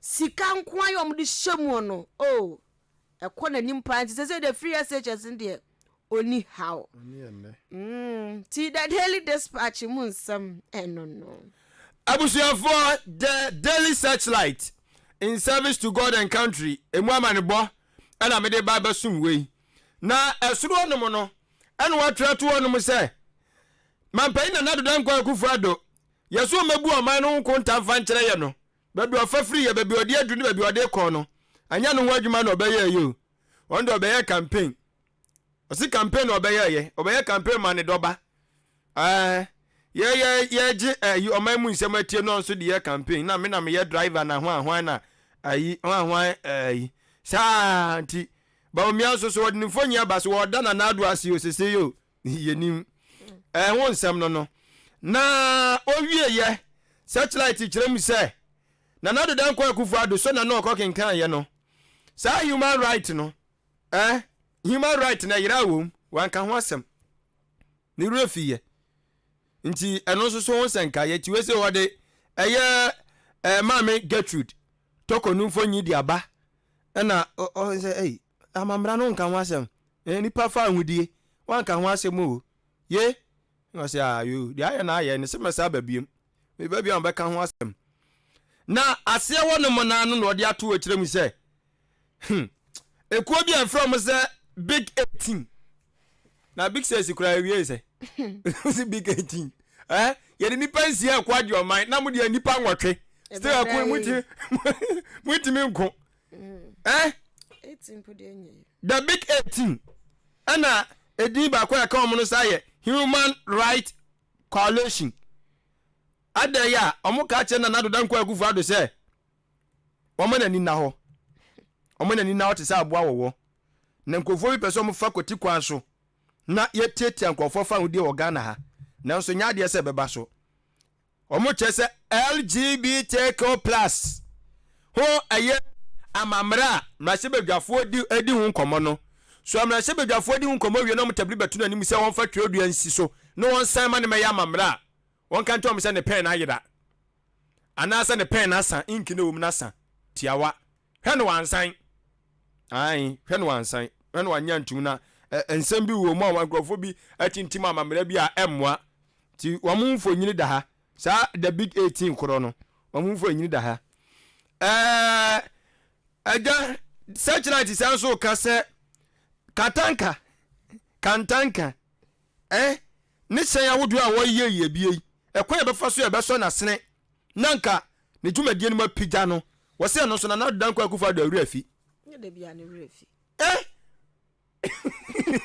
nye de kwa da wura oh we dey bibia na adu we na za untimi nya ya mo bi maka yen se kana be de kire betimi aka na mboa ana mo twere no wa se de ya twere ne ya twere osi ne wure fi e bia na wom na ebofa nani so adwen unya so se obobo bi gu so enim sa ani ese kira de se wan twere why wan twere ti awonsam eno no Dr. Bawumia so ana wo kire mu se awasa bibifo nya gidie awo abefo ntentan su ehunu ne hu nimdia emu se de be betumi aboa ma nneoma konkan nti agya Dr. Bawumia so na odi we to dwa no o chem se digital de enne aman bia pese tumpon bia enoa uyi free mu anya ye ti awon sankan no the daily searchlight amanebo a odi besom ye abusuafo eno no Republic Press ena mede to aso Republic Press de ubokrata no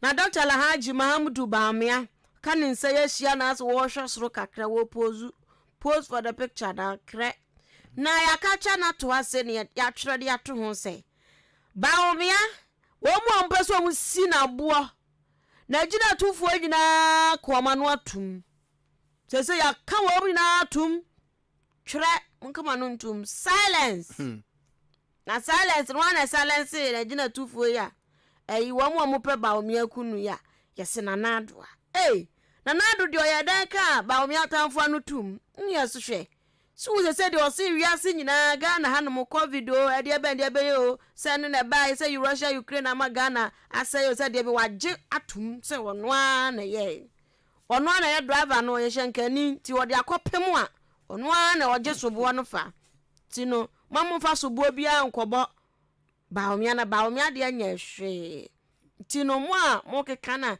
aka ho bi no yesi mo nkama no ntum na asem we abai e kire se Bawumia anya hwe Bawumia onya hwe odwen ne ho ene ne digital ti eho asem da ho krate na edi aba why na page 3 krate ni mo ne yesi judgment mi hu judgment day that I'm ada temu obi temu obi na so we ya baso ba ka no gore ya ko me see go fe ko hu da ya mbebu aten sad Eddie judgment day for ex Maslock boss obi de na aba no to obi judgment day Eddie na temu oda aso ye bebu na ten ti yase kane epani kwantrafo anu woda microfinance and small loans center Maslock wano no maame pani bia ne phone da ha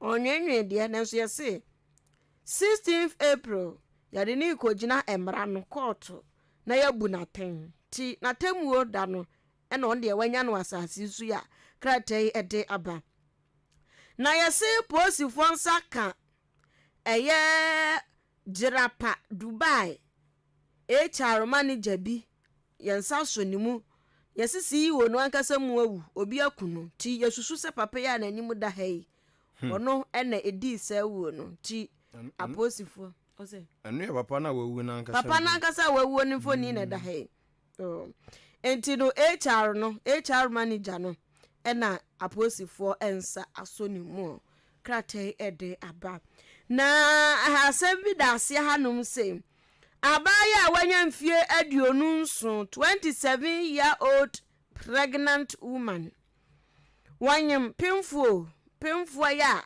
be ma yes wo be ye ne ho ade ne boyfriend se media me ma won wi ansa na ma ye ho ade me wonyim ya me sha pe ka wa mienu krado me de beto nsa benkum no ebusuafo nso se twa afecho alata point omompene ema abrantie nware ababa awai enam so ma ye kase yese wono ankasa akune ho 27-year-old pregnant woman say waku akwada na o hye ne yemaku wono ankasa ntinipa tu na awui aba adinyo abusuafo nso so omo yo wa ade na mu gina ho baby so bo ahye sade na da so no me mpre ma ne nwale ni se obi agwo hia ne dofo se mpre ma ne nwale no se so be wale no se me mpre ana wo fo ni binu mutimi ya de bi wo no ma anya aba na yizi awanyi mo bi ba no ngonya ndɛ kwa na nkofa oba no kura busuafo so oh ti wa wu ai wa wasan no ho aku ne ho so so koku ho sa yede suicide kwa suicide anya option no option kra yasi amana o wa na amfa ne bank ma no na busia no kra ya ni je ho kra se brampo ne da sen yasi bramu kra bi no ya no poda sen yasi yampa twa na pro baby tene ye na koku ho ya ha na we wo se mi so da ha no mo a mintin da kra Canada kumpre kwa Japan onu so da na dio se na do da kwa kufuado 2008 ya wo lusu ye no na kuma etio na shrum akoma no emu godjo no ma sa timi brenu Piti sabra da besine money obi akuma unto bana Canadians wo no na kuma di party na chi no chance so nya heart conditions Adwin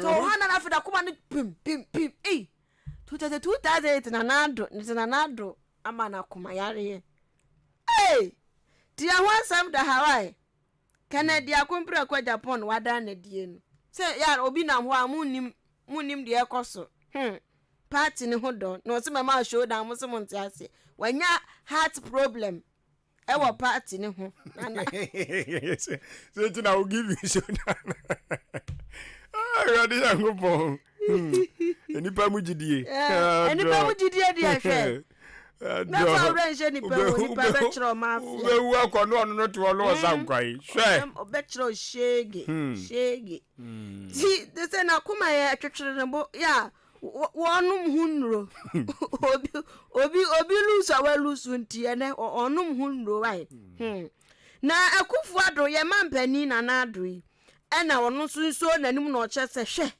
Kwame Nkrumah museum ho no akoye nsacha kakra ye yi no sika se abusu enkrofo afiri amanfo froso abrofo rich kontomre omutri hwetro kan no ma behwe bi na se efechi yen sika sisa sika ma yen se manioma ekosoro pa idie na obeye na asase iwai dia se apro kumasi use idie no na ho de hye na wan kan wasem se no na ban na ye na mo de anya shirinsa Oze anya shirinti se Kwame Nkrumah de eno ese yo asan ye se entrance ni nyina se kohwe ade fefe fom be ye no kohwe asa gbodjo kra first no kra de nka ye hi Republic Press okay me na se ne emfansi ho no mo na ja ye ntwa so wa ha no mo be ne den okay damase ana mo bibi mo pese mo ti free ho no mo na wish bi ani ho David okay na wish for ni nyina wish bi ani mo nyina aka de na me na se ne ja ye ntwa ye nkomo bɔ so ha eno okay abusia da obon krata mbo so na atwago sisi ano sima aduasan nan na aba pa no pa no wotwe ho afia ampofoa wote ne nkasa so na dwempan ne kofi mensa wote ne nka sene medi kan ka kire wo no ye behwe na ye di omampani akufuado ne nkomo a enra ode call me imra se bedwa fie no ye ba bedi ho nkomo ye betiesie kire di ho nkomo abobo so kakra di amount ye put be together ne tofa bomu no ye de ni nyina e de ebema o but before mebe no so ababedi ho enkomo no okọ asene mempa asem transform e wo ho no yesi akromfo akwakwa akowia ya se benkure ni na transform no so ye aduane a yedi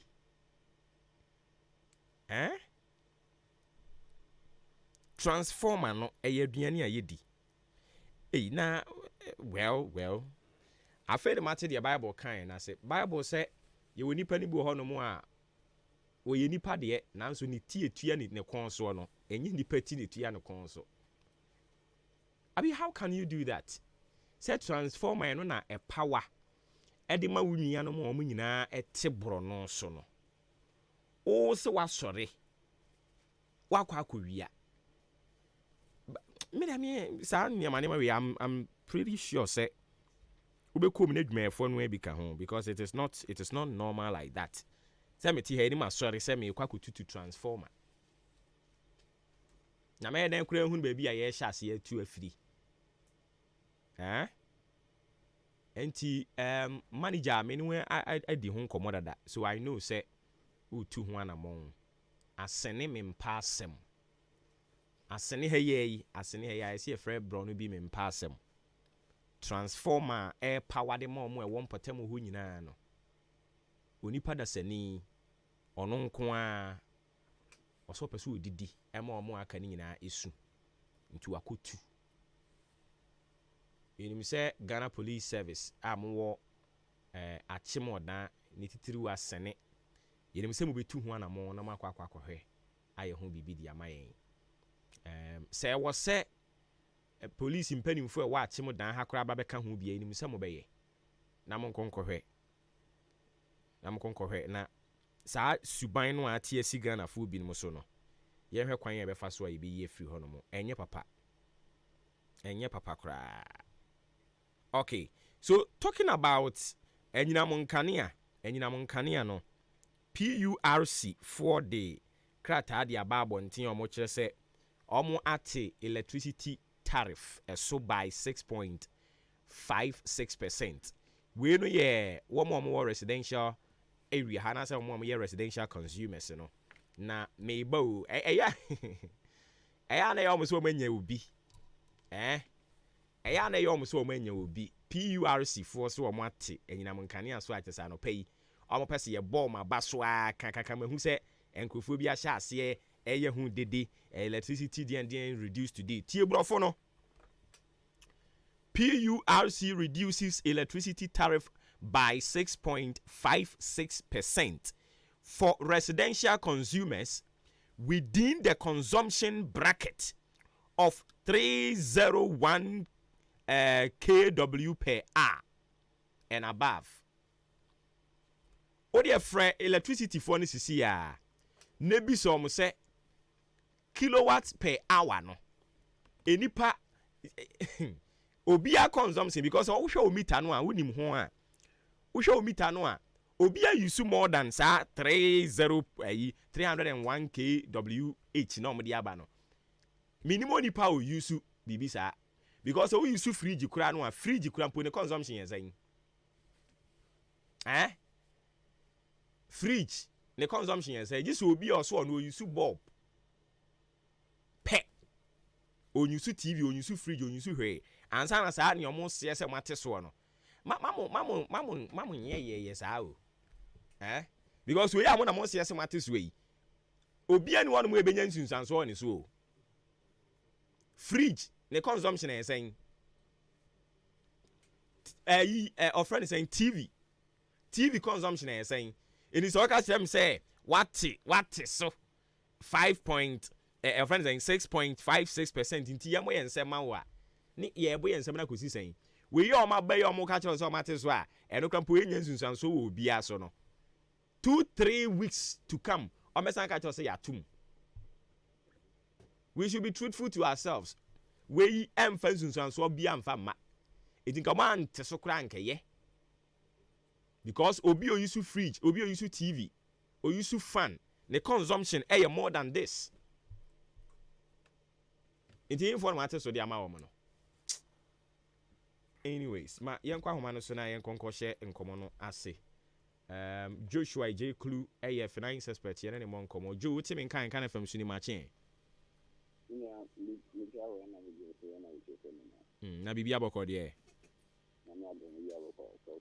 nyame adom yenso ye ho ye anopa ye ba wo nchen a ye pese ye di omampani akufo ado enra ni state of the nation address or the coin ye pese ye di ho nkomo especially the physical sem ho kakra no ye pese ye hwe na ye ka na se ye ti ha ye nimu da se ye tumi aya ma judgment debt be se 10 trillion ena attorney general save di ama Ghana ampam se say etisika so minim sa ayi until send round man penny can one seven not more away.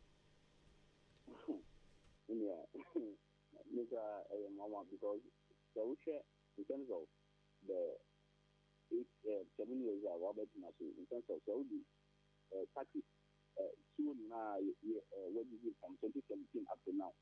And now, borrowing and Yamani Naka, and $5 trillion, $5 trillion to the star, waiting a cafe. Yasevi investment debt to the tune of $10 trillion Ghana cedis. It's in the South, already law, the Attorney General of the Election, and the only breakdown, and the election breakdown. Now, I say, I'm going to say or see evidence no so ho no mo a obi a obeje ne ho achi ne bia betumi akwakohwe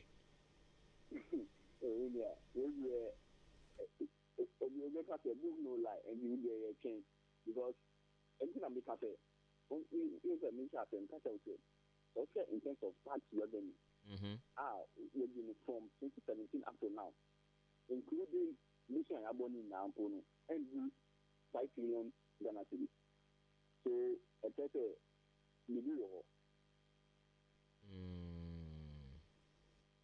Is there any kind no we quite some say be launch performance tracker bia and no be leading into some projects ni achievements or mo e ba ye o matumi a choke nti ye be twen ana ye be kwa kubisa attorney general ni mum ni agi breakdown.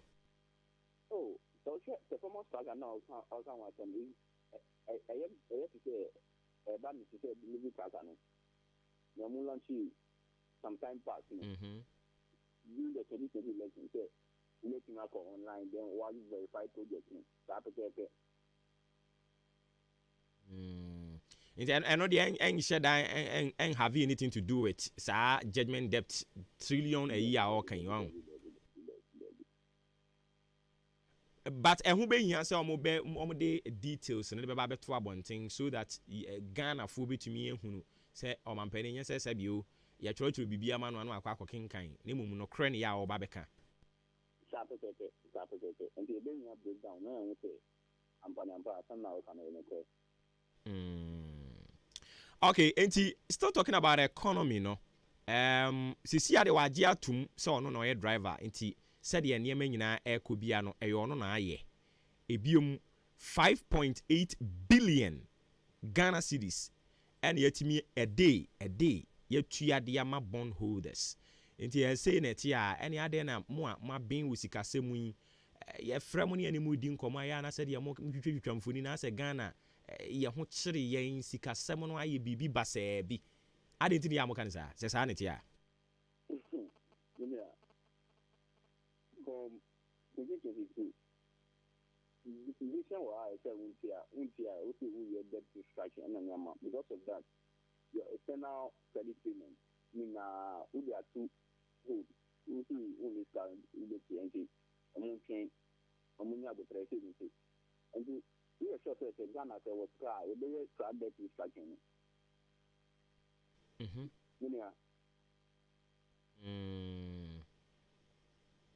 Say ebian say woka say you put external debt we no payment no on hold.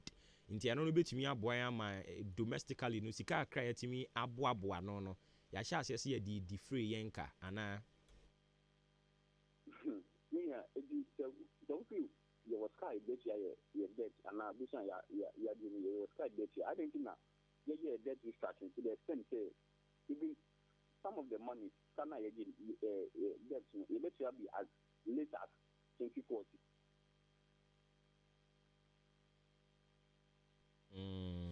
No idea, no. So the figures do not add up. There's something that is not right. No, because if you are painting a picture and now who can say economy new year, say now, say nipa now, who do you can so reflect it and now because so who the car, who to me catch them, who to me Chiamika, this is 2040. 2040 because meaning still I'll be alive and I say reality. But we see 2040 and some are waiting to meet me now. At the same time now, who Zagiama say who be a daba 5.8 billion Ghana cedis. There's something wrong with the truth. Because if at one time, look at them say, the can to meet them now, wait to meet here up to the end of 2040. At the same time, who about the dynamic who catch them say, who you say that about could be a year 5.8 billion. I say, I send you why I say, analyze it. Now, and no, it's not true. Say, tia, the a day ni tia, says you cannot kind. Okay, meaning 5.8 billion now. Every year, you say. So, what's the composition of it? Don't forget, say, exchange rate in 13 cities to $1, and she said, even that, because most of external investors, some of them they trade locally. So they convert their currency, dollar, euro, no their top bond, or local currency, and not treasury bill. It is also your car, you show in the Ghana city, but more translate it because dollars, so translate there, so also what your so what your car 5.8 billion now, can't say, how is that possible? Because in actual fact, even your value of the money is even less. So there is something that is very fishy with the figure that has been mentioned. So we need to interrogate further to ask for the particulars. We say, okay, so which of your creditors did you pay them that 5.8 billion?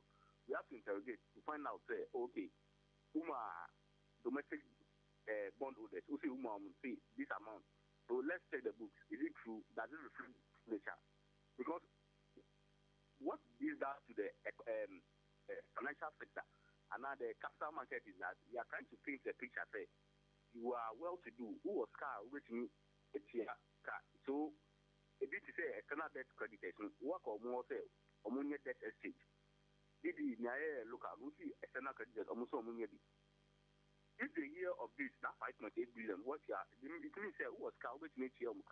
So they don't even agree to that debt exchange. We need to tread very cautiously. Because I'm sure here, we need to make a car attend here. They might see a car, so we need to tread very cautiously. Okay, also the macroeconomic indicators are pointing in the right directions. One, inflation na ya pegging at 54.1% in December 2022. Sisiano I reduced it to 23.5% in January this year. Real GDP growth for the first 3 quarters 2023 average was 2.8%. I would say a higher than the targeted growth rate of 1.5% for 2023.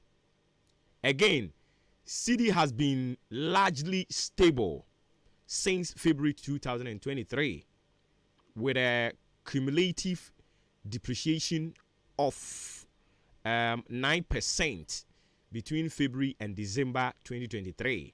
And then the final one, gross international reserves reflected a significant build-up at $5.9 billion, enough to cover 2.7 months of import of goods and services.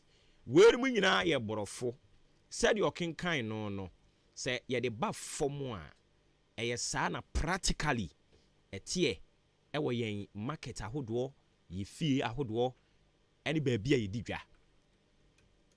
Okay, so we share and answer family money one by one now. Inflation. But December 2022, inflation was moving over 54%. They say inflation is above 23%. If you look at the rate of inflation, the rate of inflation, I say, time prices across won't say above from, but a new prices prices in core form, in cost still prices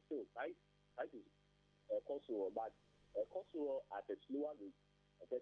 Even though a cost but and yet margin in your big sir. And the inflation now. The fact that it is a persistent and continuous increase in the prices of goods and services. And to address the area, okay, and to for example way. And now you for started water. First night on 10 pesos. Yes. And I increase call 15 pesos. And I call 20 pesos. And I call 30. If I'm 50 pesos. And it's also inflation. I should say, one prices are starting to 10 pesos. You see, I call 15, I call 20, I call 30.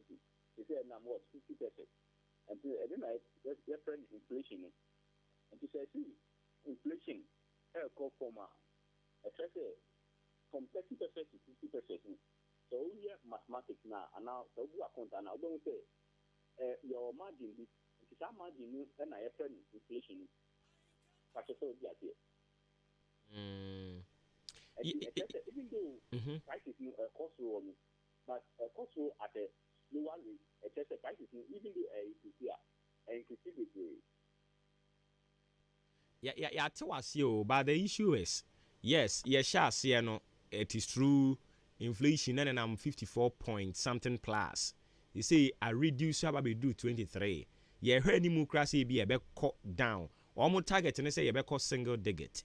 But the question I say Sabe come market ya sa mo bro for am kan e wo market ho.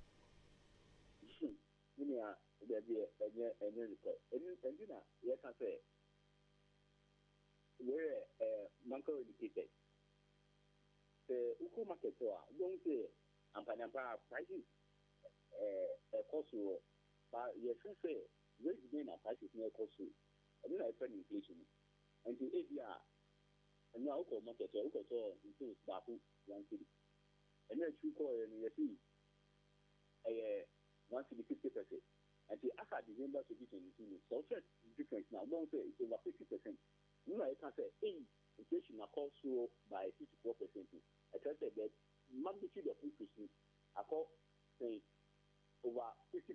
It is also from 1 city to 1 city 50% now. I can say it's over what 60%. You know I said that here. Yeah.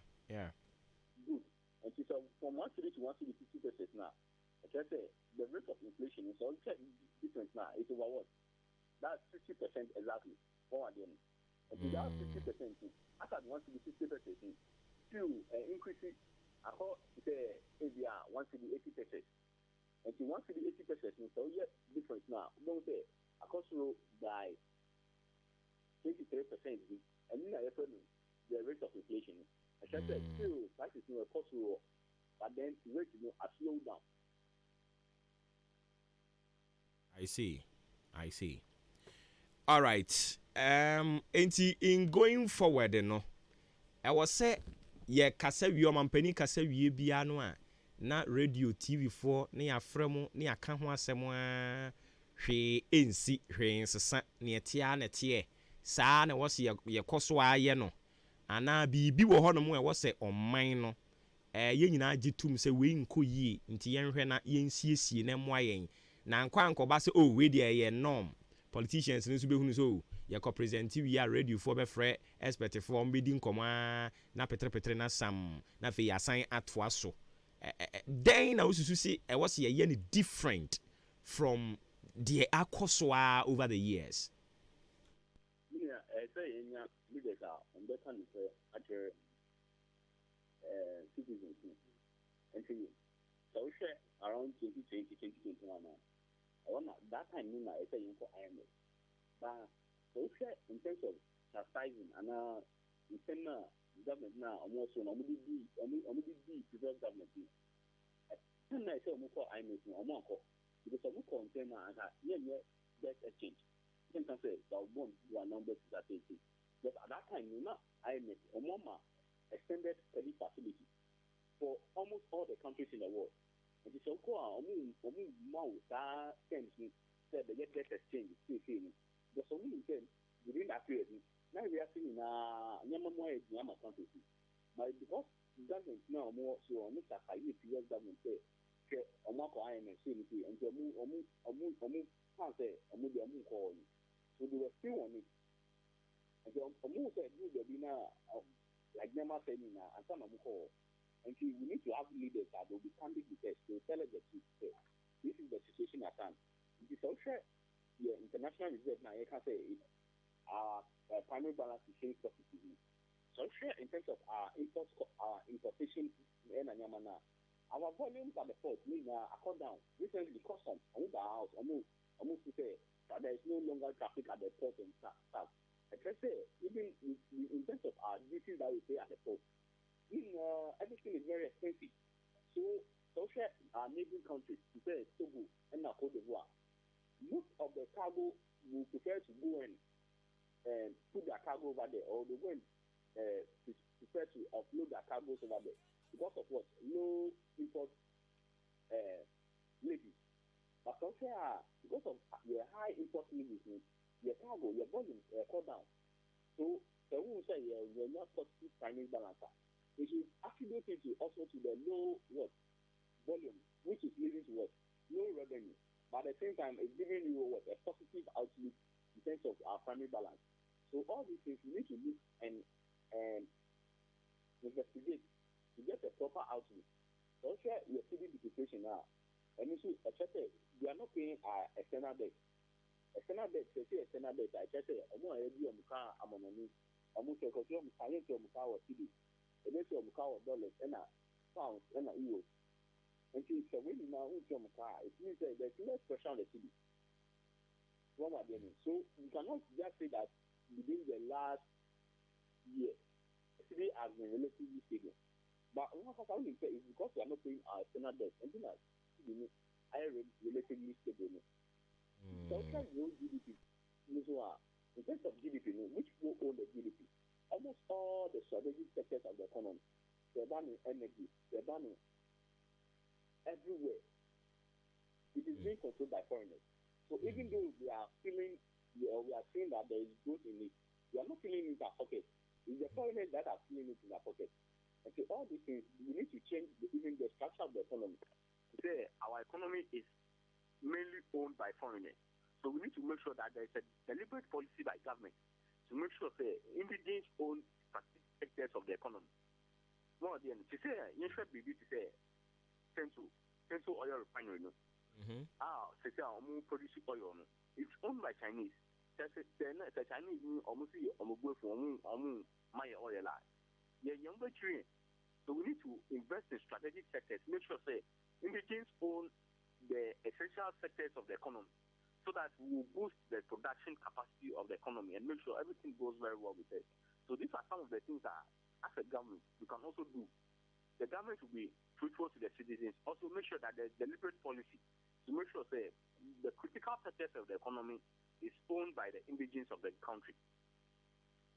So gradually, you're handing over your energy sector at the foreigners because yama sent you for you kwaya momo aba. Now you who say other CSOs no so raise concerns about one more oil or more de could just so how contaminated they ye any and you may be on person or your person OSP crab bemubina a buying stop warm. And Crofo person buying stop almost no. I know so almost see a part of the IPPs. Yeah, they do almost home.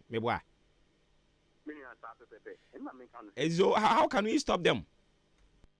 And there has to be a deliberate government policy. There, you start with a certain percentage. Yes, you have a stake in the country, but at the same time, we are giving you a period of 5 years. So over 5 years, you float a certain percentage of your shares. So as you float a certain percentage of your shares, little by little, the stake or the control you own in that company, it begins to reduce, so that individuals can now own part of the company. They say, Central refining. The say is owned by Chinese, but there can be a deliberate government policy. Say, within every year, make sure you float even 2 and 3% of your shares. Little by little, gradually, we won't say Ghanaians will start owning certain parts of the company. So little by little, which is at the end of the day, we are even looking at what 51% ownership for Ghanaians and 49% ownership for what the Chinese. Definitely within those periods, they'll still make their money, they'll make their profit, and even if they want, they can even exit the country fully because they have recouped their investment. So that's America said. So we need to be strategic so that over time we'll make sure that every critical sector of the economy is owned by us. Na fan ideas here with the abbey. Leader Ben or what's our boss now? Or they may approach you or my catcher and say, this is how we want you to operate. Here will lead a bizarre. The leaders now among in both parties, MPP in this year. Mamma, example, the bit say car power shipping. Once a car power ship nearby, and it was a duration of 5 years. You see, after that period, the country will now own it. No, the car power ship, we say Ghana here. So these are some of the things, strategic things we can put in even contract agreements with people, so that within a certain period of time, when the assets will become that of Ghana, we can now operate the thing on our own. So we have the leaders, they can do it. But I thought that we are only something small, I'm going to hear the right thing to benefit the country. That's the thing. Oforiata removal won't affect IMF terms. In Tadintin or Mampeni or man war Honmoa or this wow.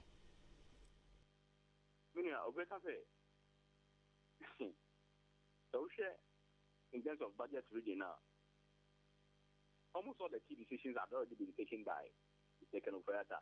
So it's only the president or Newton or Mintia or man now on a change.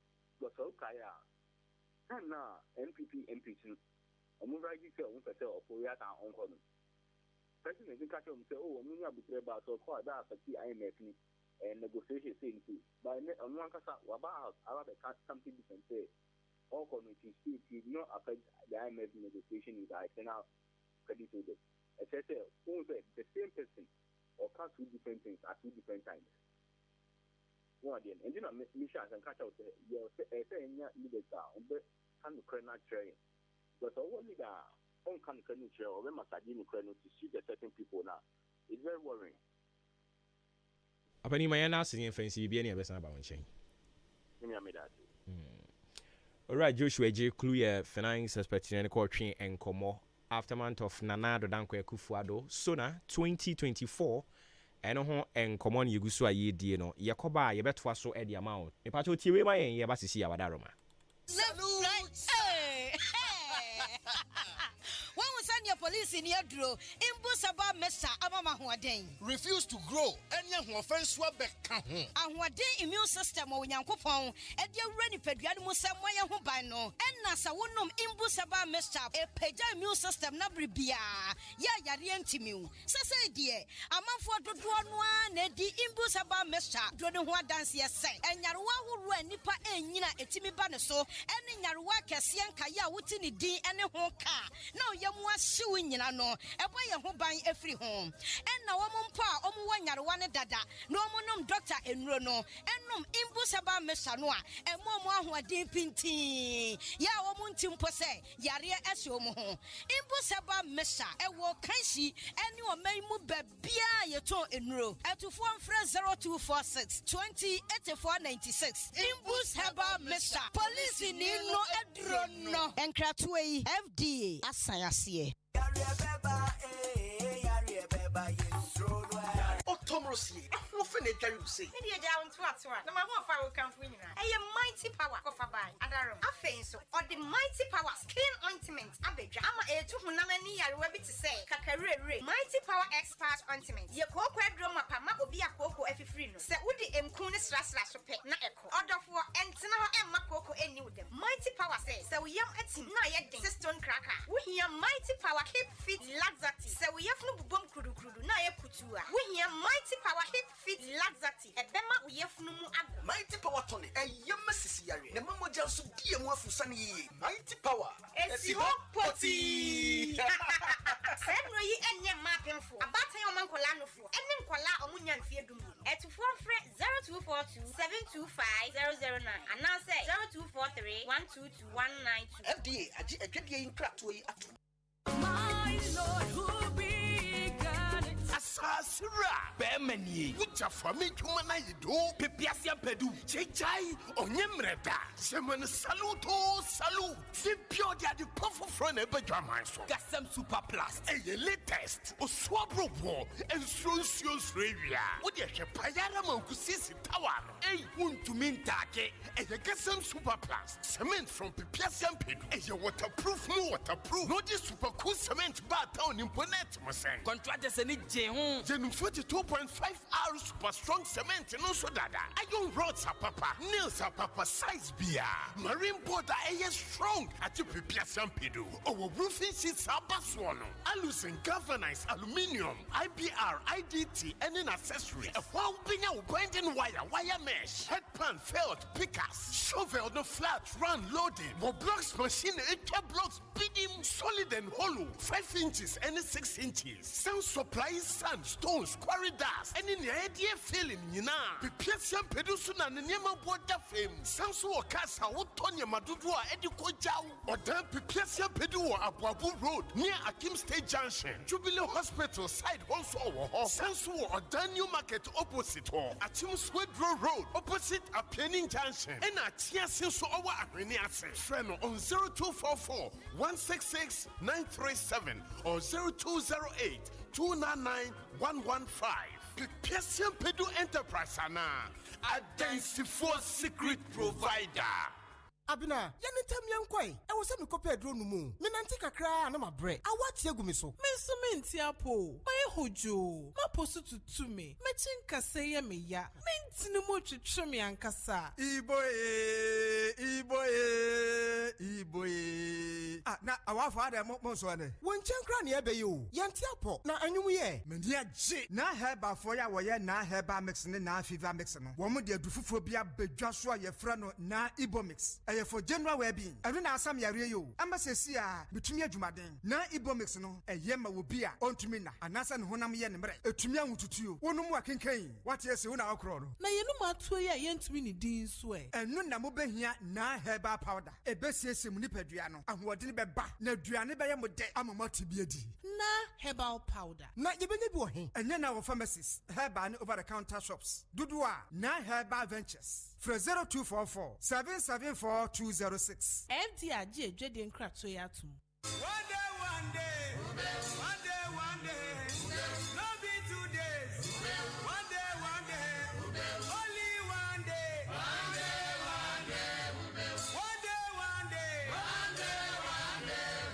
no be 3 days. Ghana adisiye. Obuoba ofore amanfo emamo ache edeba ahenkan 93.3 FM. Yeda asese atwen yam yakoto nkraba sima nwotwe na agba pa no pa nonkron eho maache. Eno ni dwumadie ni din ofre me obuoba ofori amanfo. Enkoma eda pono so no na yegusu aye twetwe ne nkakrakra ede ema wo no yedi kan ati bi afri ho ede aka de to aso. Sanso na ma hye wo bo se yebebo asem ni nyina tofa. Enkoma omampani akufu ado enra one Ghana fo bediye okom ra hye fie a ode kokotu dwa no yebebo ni nyina tofa the amount yafa na kueku yebefa na economy security energy afi wo ko film industry no so kan bibi kakra de fa ho sports and also omampani kan bibi kakra e de fa ho so quick one me the takeaways no e de bema afi ye wia na ya ba eye sector by sector no na afi no so yabeka ho asem de amount okasa about all share no unse on a normal way ni said ya omoye no no mo hye nkomo na se a o hye from economy now we the economy no ho nkoma but enra de o change moves ne kakra enra o hye with security a o ka kire Ghana fo nyina se Ghana ye remain safe despite a political turmoil a wo other adjoining countries no a go through se wo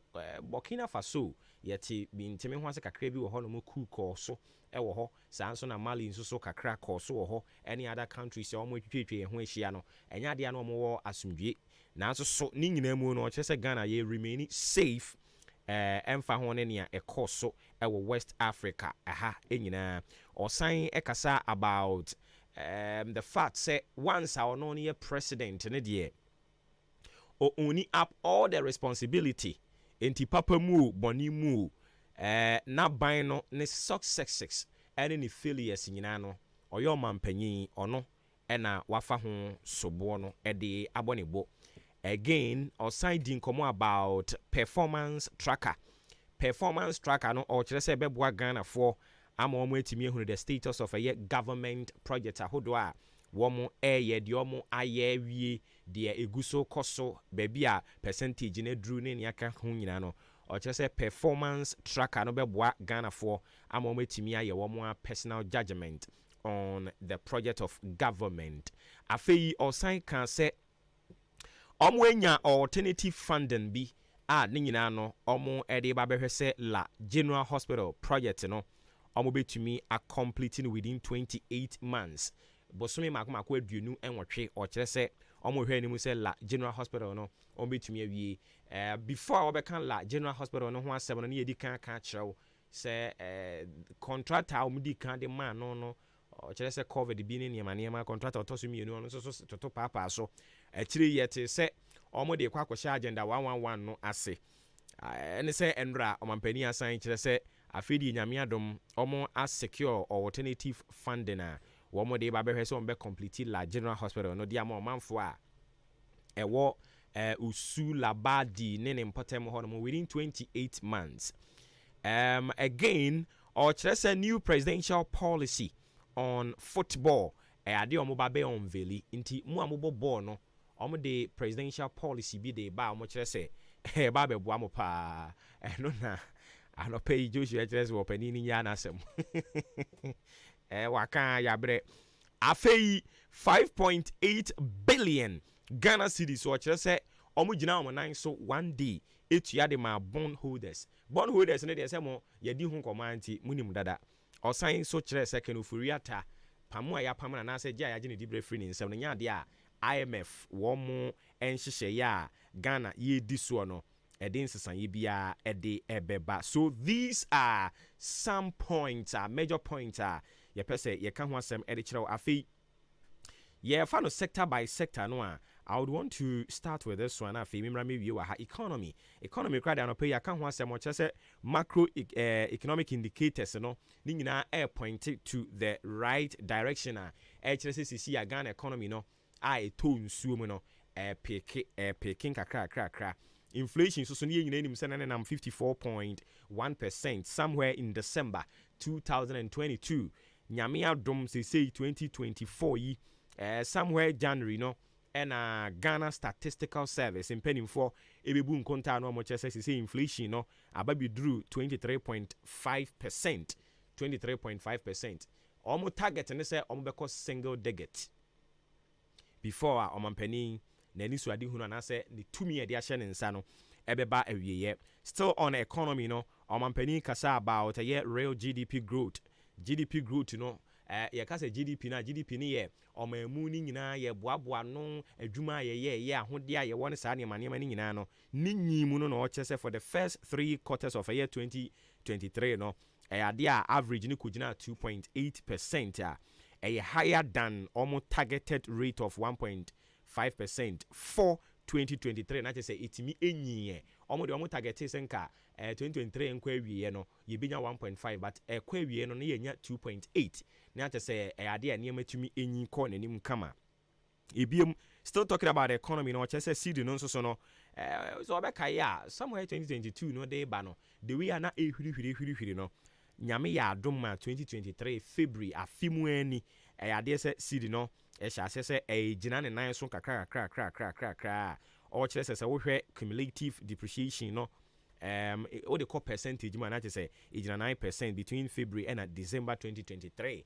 Borɔfo wei no yɛbɛka ma ade akye wo a wotɔn nneɛma wɔ dwa mu no sɛ nneɛma no da so gyina deɛ gyina a yɛbɛka ma yɛti apaa yɛn nya ade a wobɛte aseɛ nti yɛbɛwɔ so akɔ yɛn anim. Afei still talking about economy ɔkyerɛ sɛ gross international reserves ɛno nso no ɔmo kyerɛ sɛ reflected significantly a building up to 5.9 billion wei ne yɛ sika a yɛtae ɛnya ɛde firi amanɔne no ɛno nso so wɔkyerɛ sɛ ɛkɔ n'anim a kama ɛboa yɛ ma wɔn import of goods and services ɛyɛ 2.7 also munya base 2.7 you or hono mfa so hono mo a etumi eboa ekova ye ma eno so tumi boa nti no ye mo amani je economy ho kakra ye boa ne tofa de ma mo no again ye ba energy oba energy anyina mo nkania ne bo se de nkania ne yigina so no na sefo omampani kire se free bro mba be fa akonwa no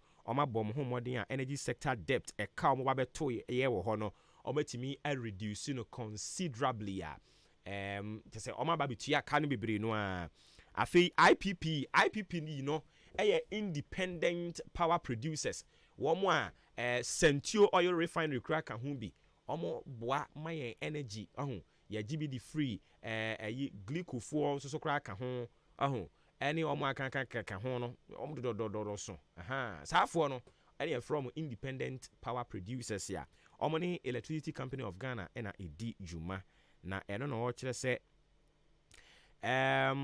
womo kano na media for a report to say 1.6 billion dollars no kire se ntesa ni mu 1.2 billion dollars say ni na one da so e da ni mu say 1.6 o say 1.2 the question is what you awoka nti o mampani say ni media ne report to yes say 1.6 billion no enye 1.6 billion dollars ni mu 1.2 billion ye tia sen yankwe ni mu osi aban no outreach commercial agreement what they ba be make sure say terms and conditions afi kwan mo fa so on be restructure power purchase agreement kabia na wowum IPPC 4K ye de also mo tumi hwe boa ye ma mo save be 9.1 billion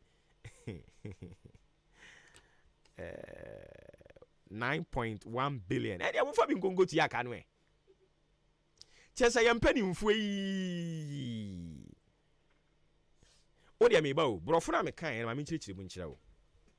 Yeah, the IPPs no medical kaka say omo independent power producers. Omo na omo ma electricity of friends saying ECG4. Omo de ya no ma ECG4 nti omo no ton kanea no. Nti ECG4 na ya na mkokoto. No ma becheche e de amayen we afie mu. Omo etonton no. Omo doso viarefo nyina akeka ho bi. Nti omo no ma no anu ankanea no ano omo aton de ama ECG. ECG4 ni sika. Nti bi ono ma ya na omo kɔ bobosia, omo kɔ firi. Aya no omo di firi won. Na firi no a omo de afiri ECG4 ma ECG4 so acha ma me no mienu a ya yusu we yemfie no. Eno na no omo chese saafo no omo ton kanea de ma ECG. Ema ECG4 so de ma yen no. Ya de omo ka ma eka no enam 1.6 billion dollars. Eno mampani so enye 1.6 billion dollars. Nemum eye 1.2 billion dollars. Yate yente kini enko yen anim. Afe ye sign wo power purchase agreement ewo ho. Power purchase agreement no so ne say ye nyina mo nkanea no enam say ye do so nti e wo se ye tobi de ka ho.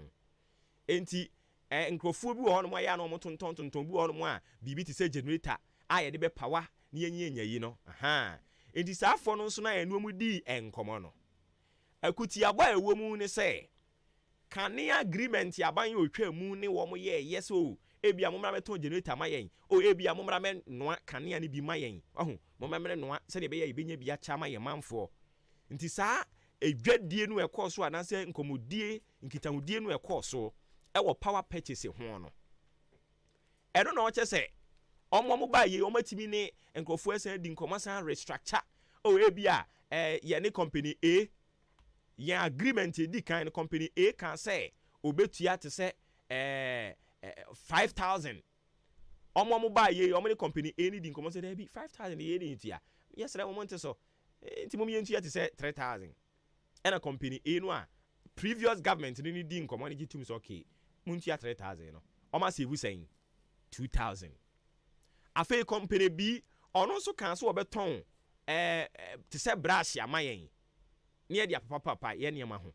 ye ba na se brush mo ton se no so previous government no ye ton ma wo mo te say bia 2 cities adam so okay yes remo mo amuni ba bia we ya ho kire yen etu dia mo nte so na mo ton ma 1 city adam so okay ya te ase ye beton ma 1 city what beka 2000 ho anche say ko nanim eno na omampani kire say omo ba ye omo save Ghana $9.1 billion. Yes, yeah, the IPPC for 1.2 billion dollars. Ote 1.2 the free $9.1 billion anymore. Ebeka saying. Today I was here do amaka. Enti nkuntabu ni bu ono mo transia no bubu atan oje ho a. Na nsem ni bi ono o hwe a no bepa. Say dey papa kan so won for na asem so. ECG has been able to secure a fixed monthly energy purchase price with all the IPPs at $43 million instead of $77 million. Enti almost say almost ba foforo no na almost beto no $77 million. He say omatimi aba beto bi $43 million. But the question is ECG omutumi ebu nkonta de mayen sabo some aso sei no ometumi ebu nkonta de ama me se me yusu ebia this said amount of votes out of it no me ba betu ya te say ebia 20 cedis and 30 cedis omuntumi nye oya no aka kire say yesusu say u yusu 20 cedis into the 20 cedis no san fa 5 cedis ka ho na daache yibu nkonta na actual figures ne ba se eboro so a na watu bia ka ho amoro so de ayen ye bede wo ka na emom ka no e bede wo ne yemfa usika ma ho den a uyu su kane a hwan ne ne yes calculations we sa calculations we hwan ne ye yanko yen anim. Also we have managed to keep the light on these last 7 years. So mon kania no cheso omo ba edum so se omo ba no matimi ama a kire kania na gina so ama they say obi a da kania mu akania ni ndundum sa adondom no pese o kire se jai ye do ma se sesi ya na nipa yatimi a connect wo mo do mato national grid ne so ohamu abupen aduowotwe enwotwe akiripo enwotwe ani num 88.85%. And only current national access to electricity ewo Ghana ha nkrofo ya connect wo mato so afie twa mu no communities 207 and omo connect wo do omo to national grid no eso nti ye don ase pa ose Ghana sisi ya na ye hwe ani mu se by 2024 de akura bia ase na kanea wo ho universal access obia betumi anya kanea dem. Afei bambo osi yatimi aboa ama security agencies no ni awu hia bia odi ama wo mende no kre eno de no kre ukọ yen security side na especially Ghana Police Service aban we ba ye no nyame anim no kre nie watimi aretuli wo mo eniema e wo so de ma wo no omunyanya ni nyina anwie ye de but waye bi pa waboa ama sisi ya no security na ya kono pa ose Ghana pe no oman a oba yen coastal state yen what the Gulf of Guinea no ose Ghana pe any aman a yenyan recorde terrorist attack eno de erade kan ho because we kra yi mu sabe yete Ghana hey fane fan kan no nkyese ba bi for me fan kodi o ekom de yen na no nkyese be kunkum yen ho wa ha ntende ye makwan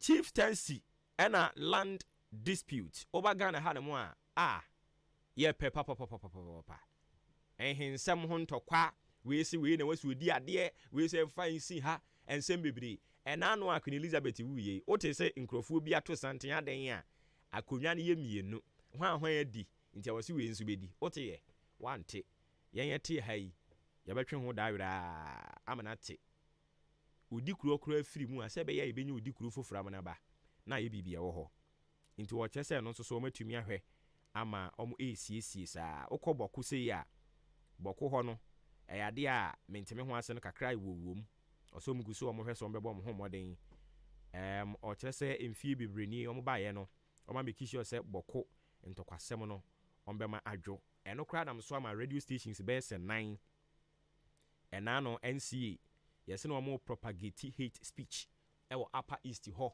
ɔkɔtena radio no so a deɛ ɛbɛma ntɔkwa no ɔmpɛ sɛ ɔmo dwo no ɔno deɛ ɔmo kɔ a ɔmo bogye mu saa nti yakɔdum no ɔmampanin sɛ if you see something say something saa campaign no ɔsɛ mo yɛ nyinaa fi ho nhyɛm na yɛnka ho asɛm ɛyie ECOWAS nso so ɔkyerɛ sɛ Ghana bɛkɔ so a na yɛama wɔn yɛn maximum support AU ɛne nea akaka ho ɛno ne yɛ international relations diplomacy ɛne ho nneɛma no ɔsɛ yɛ gyina brane West Africa ɔsɛ yɛ wɔ under threat ɛde ma terrorism afei violent extremism ɔbɛbɔ ne ho mmɔden sɛ Ghana nso so obɛtumi ahwɛ na yɛayɛ afa mu deɛ afei on elections abatoɔ ho no ɔmampanin sɛ ɔbɛ make sure sɛ ɔbɛ supervise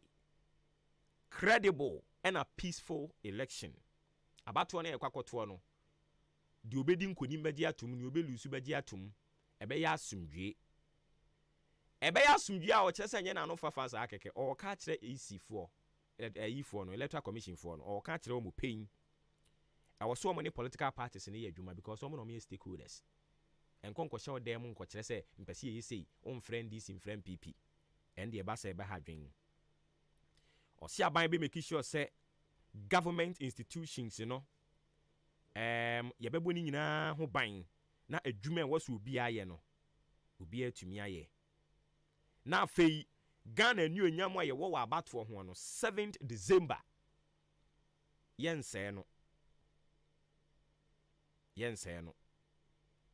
na ewiase nyinaa bɛkɔ so ehu sɛ mpa yɛka abatoɔ a uyi Ghana firi mu a ɛnyɛ yie atani general adeɛ no so yɛka ho asɛm mo mampani kyerɛ sɛ 10 trillion judgment debt nyame adom atani general yɛtumi aboa yɛn ama yɛasave sɛ sika no nyinaa nti yɛte sika so ɔka yɛn no korɛ one district one factory nso so mampani akufo kyerɛ sɛ bɛsɛ 321 any project yɛ ɔmo atumi ayɛ na akriti employment no 170,000 nti wuti fie so wunya adwuma nya a yɛ mampani sɛ one district one factory aba bɛyɛ no afei film industry no so mampani kyerɛ sɛ ɔmo de favorable fiscal regime tuya kakraa bi ɛde ba bɛboa sɛne bɛyɛ ɔmo de bi sisi cinema project ahodoɔ afei VAT ne incentives ahodoɔ bebree no nso ɔmo bɛhwɛ sɛ ɔmo nsa ɛbɛka bi ɛno akyi import duty ɛwɔ film production equipment ho nso ɔkyɛ sɛ ɔmo bɛhwɛ sɛ ɔmo ɛbɛtetetete so ɔmo bɛma ɔmo tax exemptions ɛwɔ hɔ afei 20% tax rebate ɔde bɛma wɔn strategic film production ɛna film financing reliefs nso so ɔsiwe ne nyinaa yɛ nhyehyɛeɛ a ɔmo de ɛba bɛboa so yɛbɔ ne tɔfa de ama wɔn mampani akufo ado ɛnra nkɔmɔdi a wɔne Ghanafoɔ di yɛ no ne tɔfa bom ɛna yɛabɔ ne kama de ama wɔn Afrakoma Community Hospital sɛ wonim obi a yare tete no afa ne bra na ɔnhwɛ ma ne ho ntɔ no kama nkran no obutuo mebakyɛw ɔwɔ OPD lab theater labor ward ɛna children's ward ɔwɔ saa facilities wei no mu nyinaa wɔ hɔ a wokɔ a ɛbɛhwɛ aboa ma wo ho atumi atɔ kama ɛtwo ɛna ɛtete wɔ de hyɛ bi a ɛyɛ 0597005963 0597005963 Nations Builders Ventures Entrepreneurship ɔde da baako nyame yɛ adom a memini da yi a ɛbɛ yi a ɛyɛ ade a wɔde ɛda baako de si hɔ nom a brown sugar multi TV installation saa nso so ɛna yɛba no ɛnwanyɛn ɛwoɔ liquid soap body spray biofuel digester ɛno akyi nso banana yogurt weedicide sɛdeɛ ɛyɛ burudu ɔbɛkyerɛw Methodist Conference Center kyem so aduru ɛna dwumadie no ɛbɛkɔ so memene de di anim yi wobɛtua 100 cedis de abɛfa forms no Ahenkan FM ha anasɛ Bosome FM wokɔ hɔ nom a wo nsa ɛbɛka ɛyɛ forms no ebi training fee ne 250 Ghana cedis 0248786555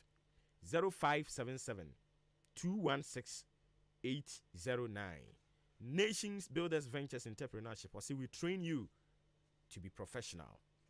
Kumi herbal tea no so boa e boost your immune system na ma yenya hoden.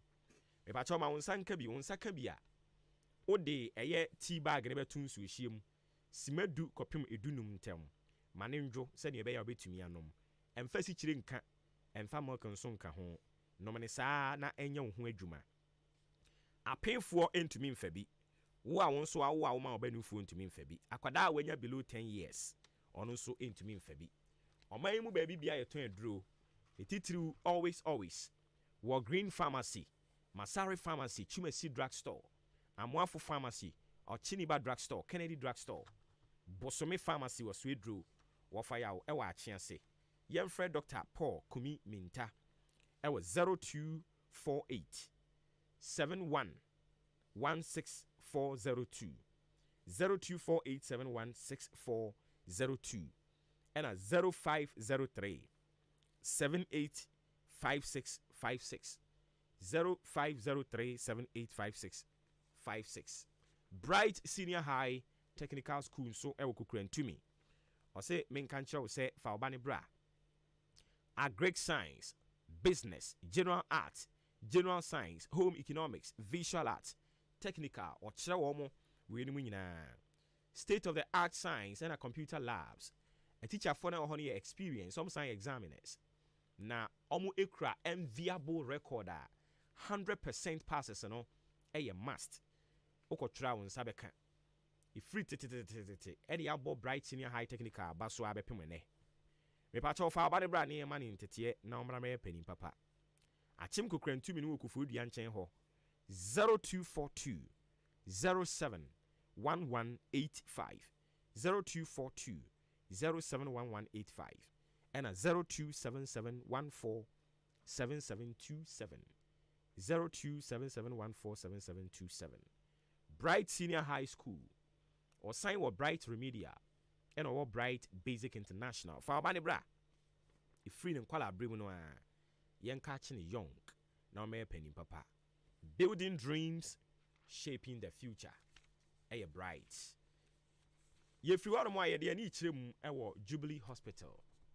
Jubilee Hospital so say 24/7 ayare sani jina ne nan so 24-hour economy no ma sha se da nkrofo no akachiri aniti fa ode hye no ane ho mfa ne ebra ho na onhwe no wankasa so na ho mfa wo abra ho ya wo jina ho na je yaresa ebia na o ba afa ho ne ahwewo no asan koto wa adwuma so ana inpatient service o se ejoto ni nya botre hwewo eno nso ye be ye wo laboratory facility no wo ho aniti test bi a wo se ye ma ye be ye pharmacy wo ho aduru bi a wo pe onsa beka antenatal care ni apemfo no awo awie no me pa cha wo se ye de ani di wachi a se ne be ya ohaw bia enkonkonkoba your postnatal care we no e pa cha fa ba ne bra na enhwe ne fama theater no so wo ho a ekoba se anyi operation bia no a ye be ye de ama wo ye wo ultrasound ECG scanning machine e free utiri su kosu na se ba bia yare ne hye ye be ye pie ni asa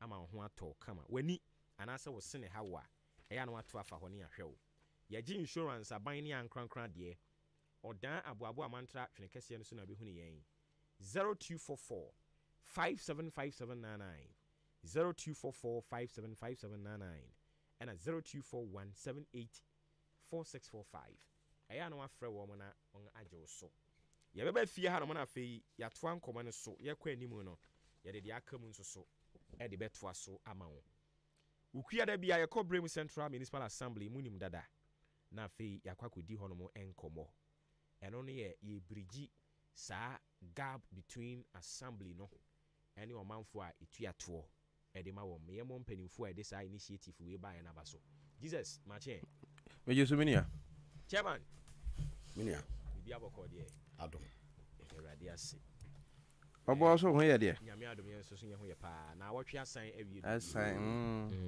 obo on the morning show afin chere ba o oh minia oso so tete wa no tete o why obo ana obi na kan wa say utie na no yabi baka say di pakese bi uhu na say one ani enya kase ne de kan okore. Do you know something?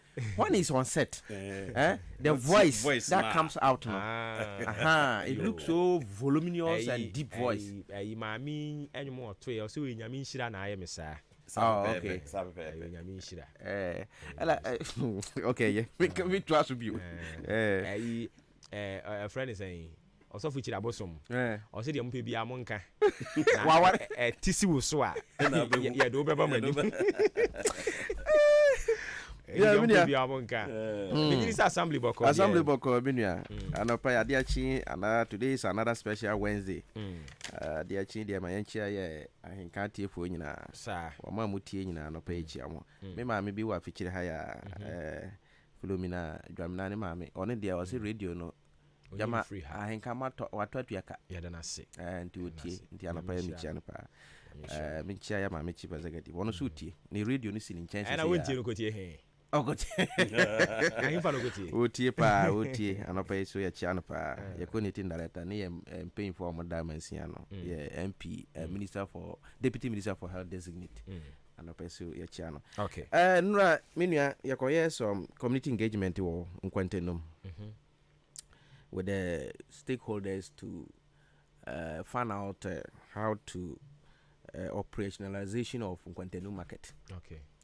Unim say yes, community engagement a radio program it covers more than even going to the communities. Because communities maybe but through this your medium no the number of people who hear what we in some cano it also since be comfort for crampo no but MC Kwantenu market it is going to also no, this is what we have come out. But and say, Wama moton board kwadu ne sa banchi nina no so mudi fi nkurase na eba you don't take it to the central market anymore. Munyina sa cars na ide nyama ne ba nyina will come to Kwantenu market on Mondays and Thursdays. Okay. Now it started from 11th March. 2 weeks. Na otwimi nu. Nti misramo drivers no ne ma mo amoton ana motor by board there Monday by week. Monday. Oh, okay. Monday by week. Yes, okay. Monday by week. 11th March. Okay. 11th March. Okay. Ma motor sa niama no board there kwadun sa niama no. Yesramo. Cars na mo ba because that very day you be designate a city guards to those areas. Driver wo ba Kwantenu ko yi niama no ho. So when you are not you wo but unapproved place we will find you because ye nyina ye nra any stakeholder this year no we have agreed say in order to set the beya Kwantenu market so ba function no acha say ye decentralize and ye yi bi adwane bi e ba ha set the beya a so be function after that to ye nua drivers no so transport unions no ye ne wo so akasa. So by today and next week there are some few cars be at stations be a enya meka ha. So eno so ye pese omo so beka ho na ye full na ye hu say no the number of stations actually say ba ho no omu nyina ba na adwana nti Mondays and Thursdays no adwana ekoso central business area no na haso ebi koso nti ma moton bodio yi kwadu cars no beba Kwantenu ahona obeyi ne amana full staffs ni ahona maba me ba mo yente nkomo na se ye enti eno no sa no makọ central market ho no mo akọ ka kire we had a meeting with them ekuo we te se boardefo ne kwadufo oh yeah yesterday any o nyina hia my yes yes enti boardefo ne kwadufo nko a ana bayire mankani sa ne mane ka ho me da se pa enura no sa boardie kwadu we met the leaders. Okay. But they the proposal by say once who started bibi na who starting in a holistic one sir. Yeah, na the issue but so you start from somewhere gradually then you see how share said the honor AC quad then now the be atwaso. Until at the moment we started with boardie kwadu the batches class no enuane to die food staffs na omo amudi fi communities na eba no wohwa currently omoba omo yi niama no wo akotomori ase okay ebisu yi wo cocoa shed no ana bisu yi wo nkwantanum odasco rana about ebisu yi wo na bisu abeyi agu Maderina South Green Bank body batch for no no be agu ro kwanum e wo ho those places sa areas in nyina no it's not approved place for the assembly say mu be yi niam ngu ho no until now no this is the approved place and na ka say so we driver now the niam na ba na say koyi niam no wo nkwantanum you have no say because we yi niam no gu ba bia which is not approved place ahwana ye je find until yesremo dwadifo me maame no na amoso edi dwa toss aniama no monte ase because krono ebie no yentimi nka say everything ebibia san ko central business area ho eba sa na pressure na ewo ho no is too much nti ye pese ye yi adwa ne bi eba ha nti ye start we no time to come so other yes yesterday all this suggesting by say a time to can nam for no so omeche mumu na biso abaha na biso akwa ha said the beya omo amo nkwantanum area ha nyina jodro area ha aboabo area so pe na ma na bibia to there's no need for you say wo twem akọ central business area wo ba nkwantanum bibia ope bia obenye bi wo ho ato aha nti enra eno so a meeting e course no nti misremo ma mutie nra no the specifically omo se yanya announcement no ene hia omo said the beya obi enko gina ba bi nka say menti ho sa announcement menti nti we have to anything yes announcement ya ma omo 2 weeks said the beya this week you bit my yes next week na yes ato aso said the beya on the 11th no obi ani say because o share investment ye won kwantenu market no na say oh that be ye madwa no enyina dia that means we have wasted resources aha nti atiefo yesremo nkwantenu market no say na ye no so ana another challenge so no say mfa say niama no ye de niama no ba ho a na say bia bode ba ko 5 cedi wo nkwantenu ma ayi central market I sen kwantanum so yes ha said the beya nipa nka say ahade no board ntimi kwa ha e ba sa na that means that kind of disparity ni ba e ba ha adwen anura ye ni stakeholder nyina edi nkoma ma omu nyina so etiase e maaye nti nkwantanum market this is nti 11th March aye dwade e ba yi na watwe nkwantanum market ye be ye eno so ye be di dwa no Mondays and ya wada no because now we are trying to pick any of the days but stakeholders na nkasa ma yeti asese da bi ye na sa de yenye yi nti ye run concurrently with the central market no na eno so enkoso maye nti eno so eno no all right ye fi wo so a misremo last week last 2 weeks last week man timamba last 2 weeks me by na look as if this issue keep on coming misremo property rate no bossa obi so saka property rate bill na se bill na e was no amount na e was no aye double of the amount you used to pay there yesremo na se wonim se watua there for receipt bra yen quality ma untua there the revenue officer na what the bill na e bre no so what issue be a revenue officer na there so wantimi a explain an kirechire mu ama wante ase a bra office because issues e ba no I look as if some of the officers no omuntimi explaining chire aha nti yesremo so wonti ase na waba na ya hwe issue na ya solve am because yenim said definitely issues beba enumu because of last year the eba nti bills ni nyina e call out nyina double aha na bebre so or receipt what fear last year what the ba na ya credit nti eno so eno no na menu abaka me man abam because there is something going on. You say daily tour is every day. And it's not for only market days. Yama amenma omo central business area no. Look as if they have more fun to say a jwadan kwa yawadan no. Okay. That will be the gabiano.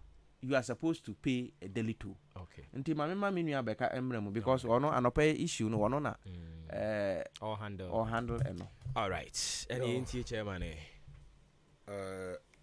Mijina mfakwanya weso chia ahenkati efo nyina MC ne me coordinating director me papa ko kuba o man so ene ma me sewa me ma me ba ko on the radio onyin free ahenkan da oh ya da na se na si usua ya da na se o man so esi usua asmati din ne da onyin free ho da an penchia enkoma no nyame nhira no nyame nhira ne pa ne me kana no pay say assembly so oman ni ho a assembly eni ho assembly ni ho a oman no so eni ho ye nyina ne yakabom na chichire oman na emran ne say so woni ma hye wo dem a assembly ni tumi so be bawura wo dem say ye be hwe ne ma wo dem ni adwoso eto the moment abaso ne ma na free fie duru kwana no assembly no tumi because o ton de so o ton no tua bibi wo de boa oman no nsiesie na it seems say market women no they are taking opportunity say ye de ye betua no idwada market days eno asa issue ni siye ebinum ati take it no without paying them omuntu aka emma revenue quarter ni disu in the bar office ayenika na I'm telling them say can e ma ne nye odwumani nika na say na moye no say onipa ni tues kan wie no watia mana na wote mana ansa na waji sika no wo hu say emra no ne say awufrifie ba for 2 cities ebra okay ye ticket ma wa no no wotua ka but akwai say police for ne driver for edwadie friends edwadifo no ne revenue quarters no omote wo ho ase eno nye official enye na assembly na mo kwan eyo mankasa na aye omaji ato oh afi na mabantu de twatum na kobra oh okay isa so no mo anti no nso ko chinya na fi otiti wia no asasi akire na ojeje nisika so what you say as obi odi ne free no yeah sanom de ye won endura na pami wo honom frɛ me sɛ ɛman so mu ntwa ticket no na edahunu na dahunu sɛn ye wo dahunu owi ase ɛne na dahunu ofa ne nema ne nguni dem ɛnti wo ma ati ticket na o ma ntua no me wo kyene ya wo me kom so me ba nye ticket na me beje enye sika 2 cities na me beje udru quarter no be spend the reason why I bet you take it. No, I say what you take it no went to yaka. It's against the law. What was say? Yeah, I'm a subain be up by a brabomua. Oko can net ye be flemu into something. Yamika to me as ya. Matua say. You best remember. Mona mama ye kwadwuma ba ne ye bra. Yenye duane di.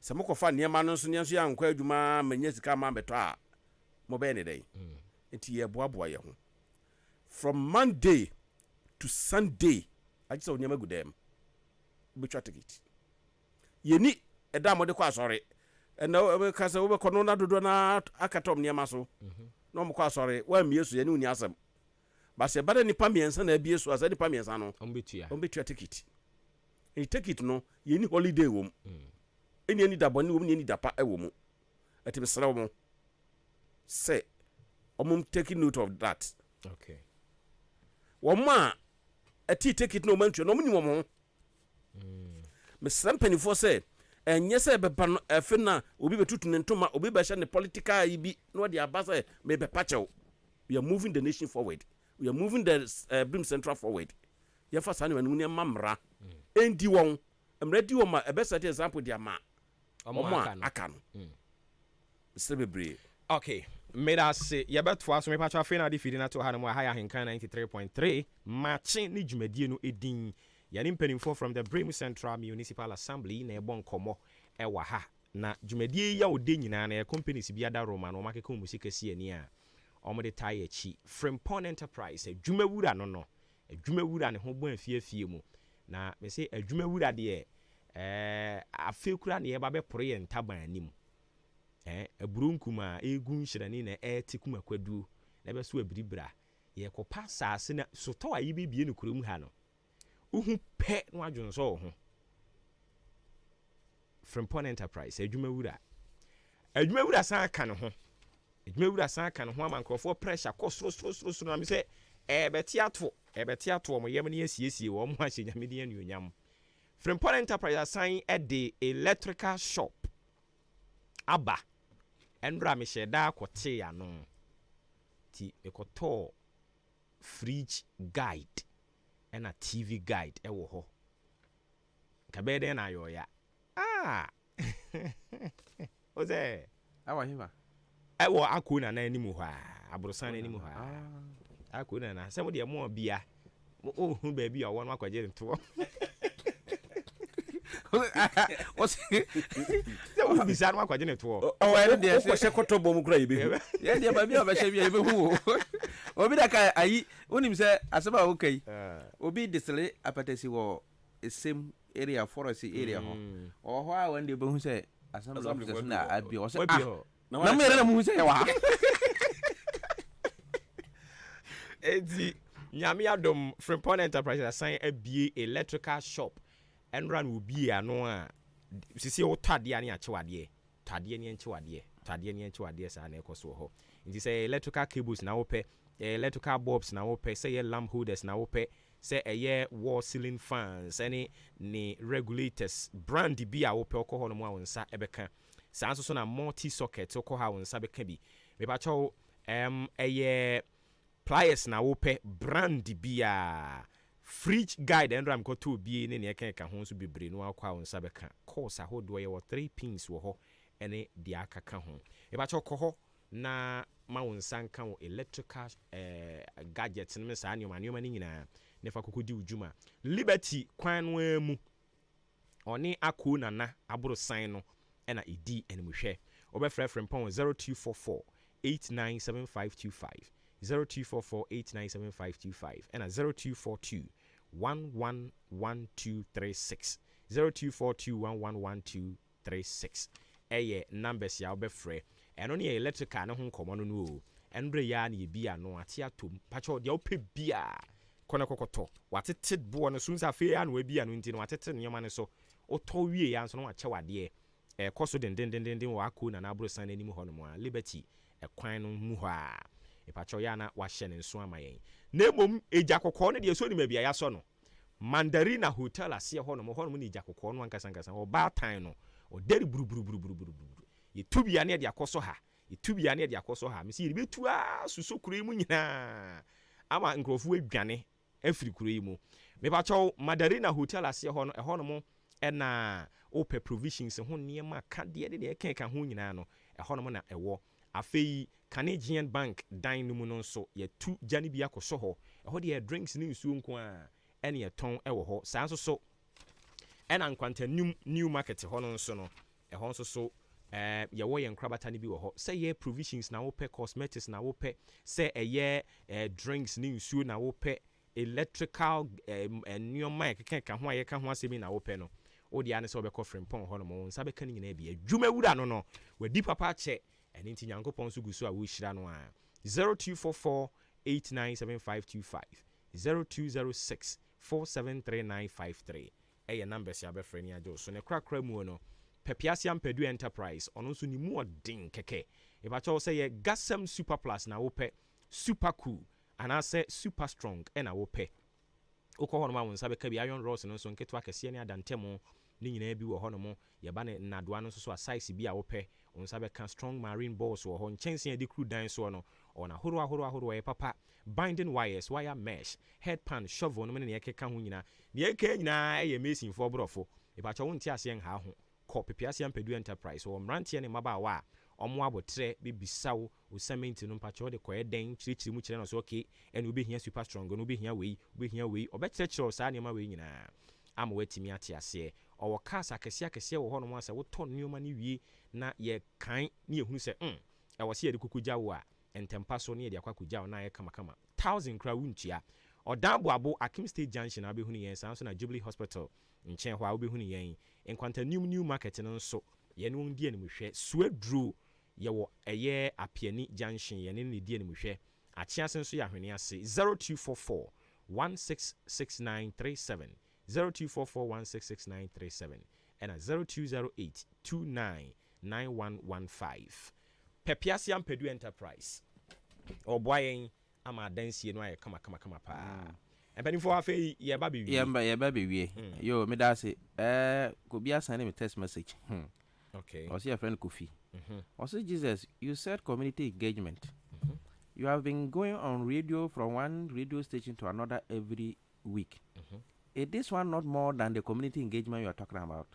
The information you give to the public is enough. Continue and do your best. Is it a Adwuma-Adwuma you? What's hacking kind messages in your account? Hey, Eddie, that's a message. Also, meaning I send a message.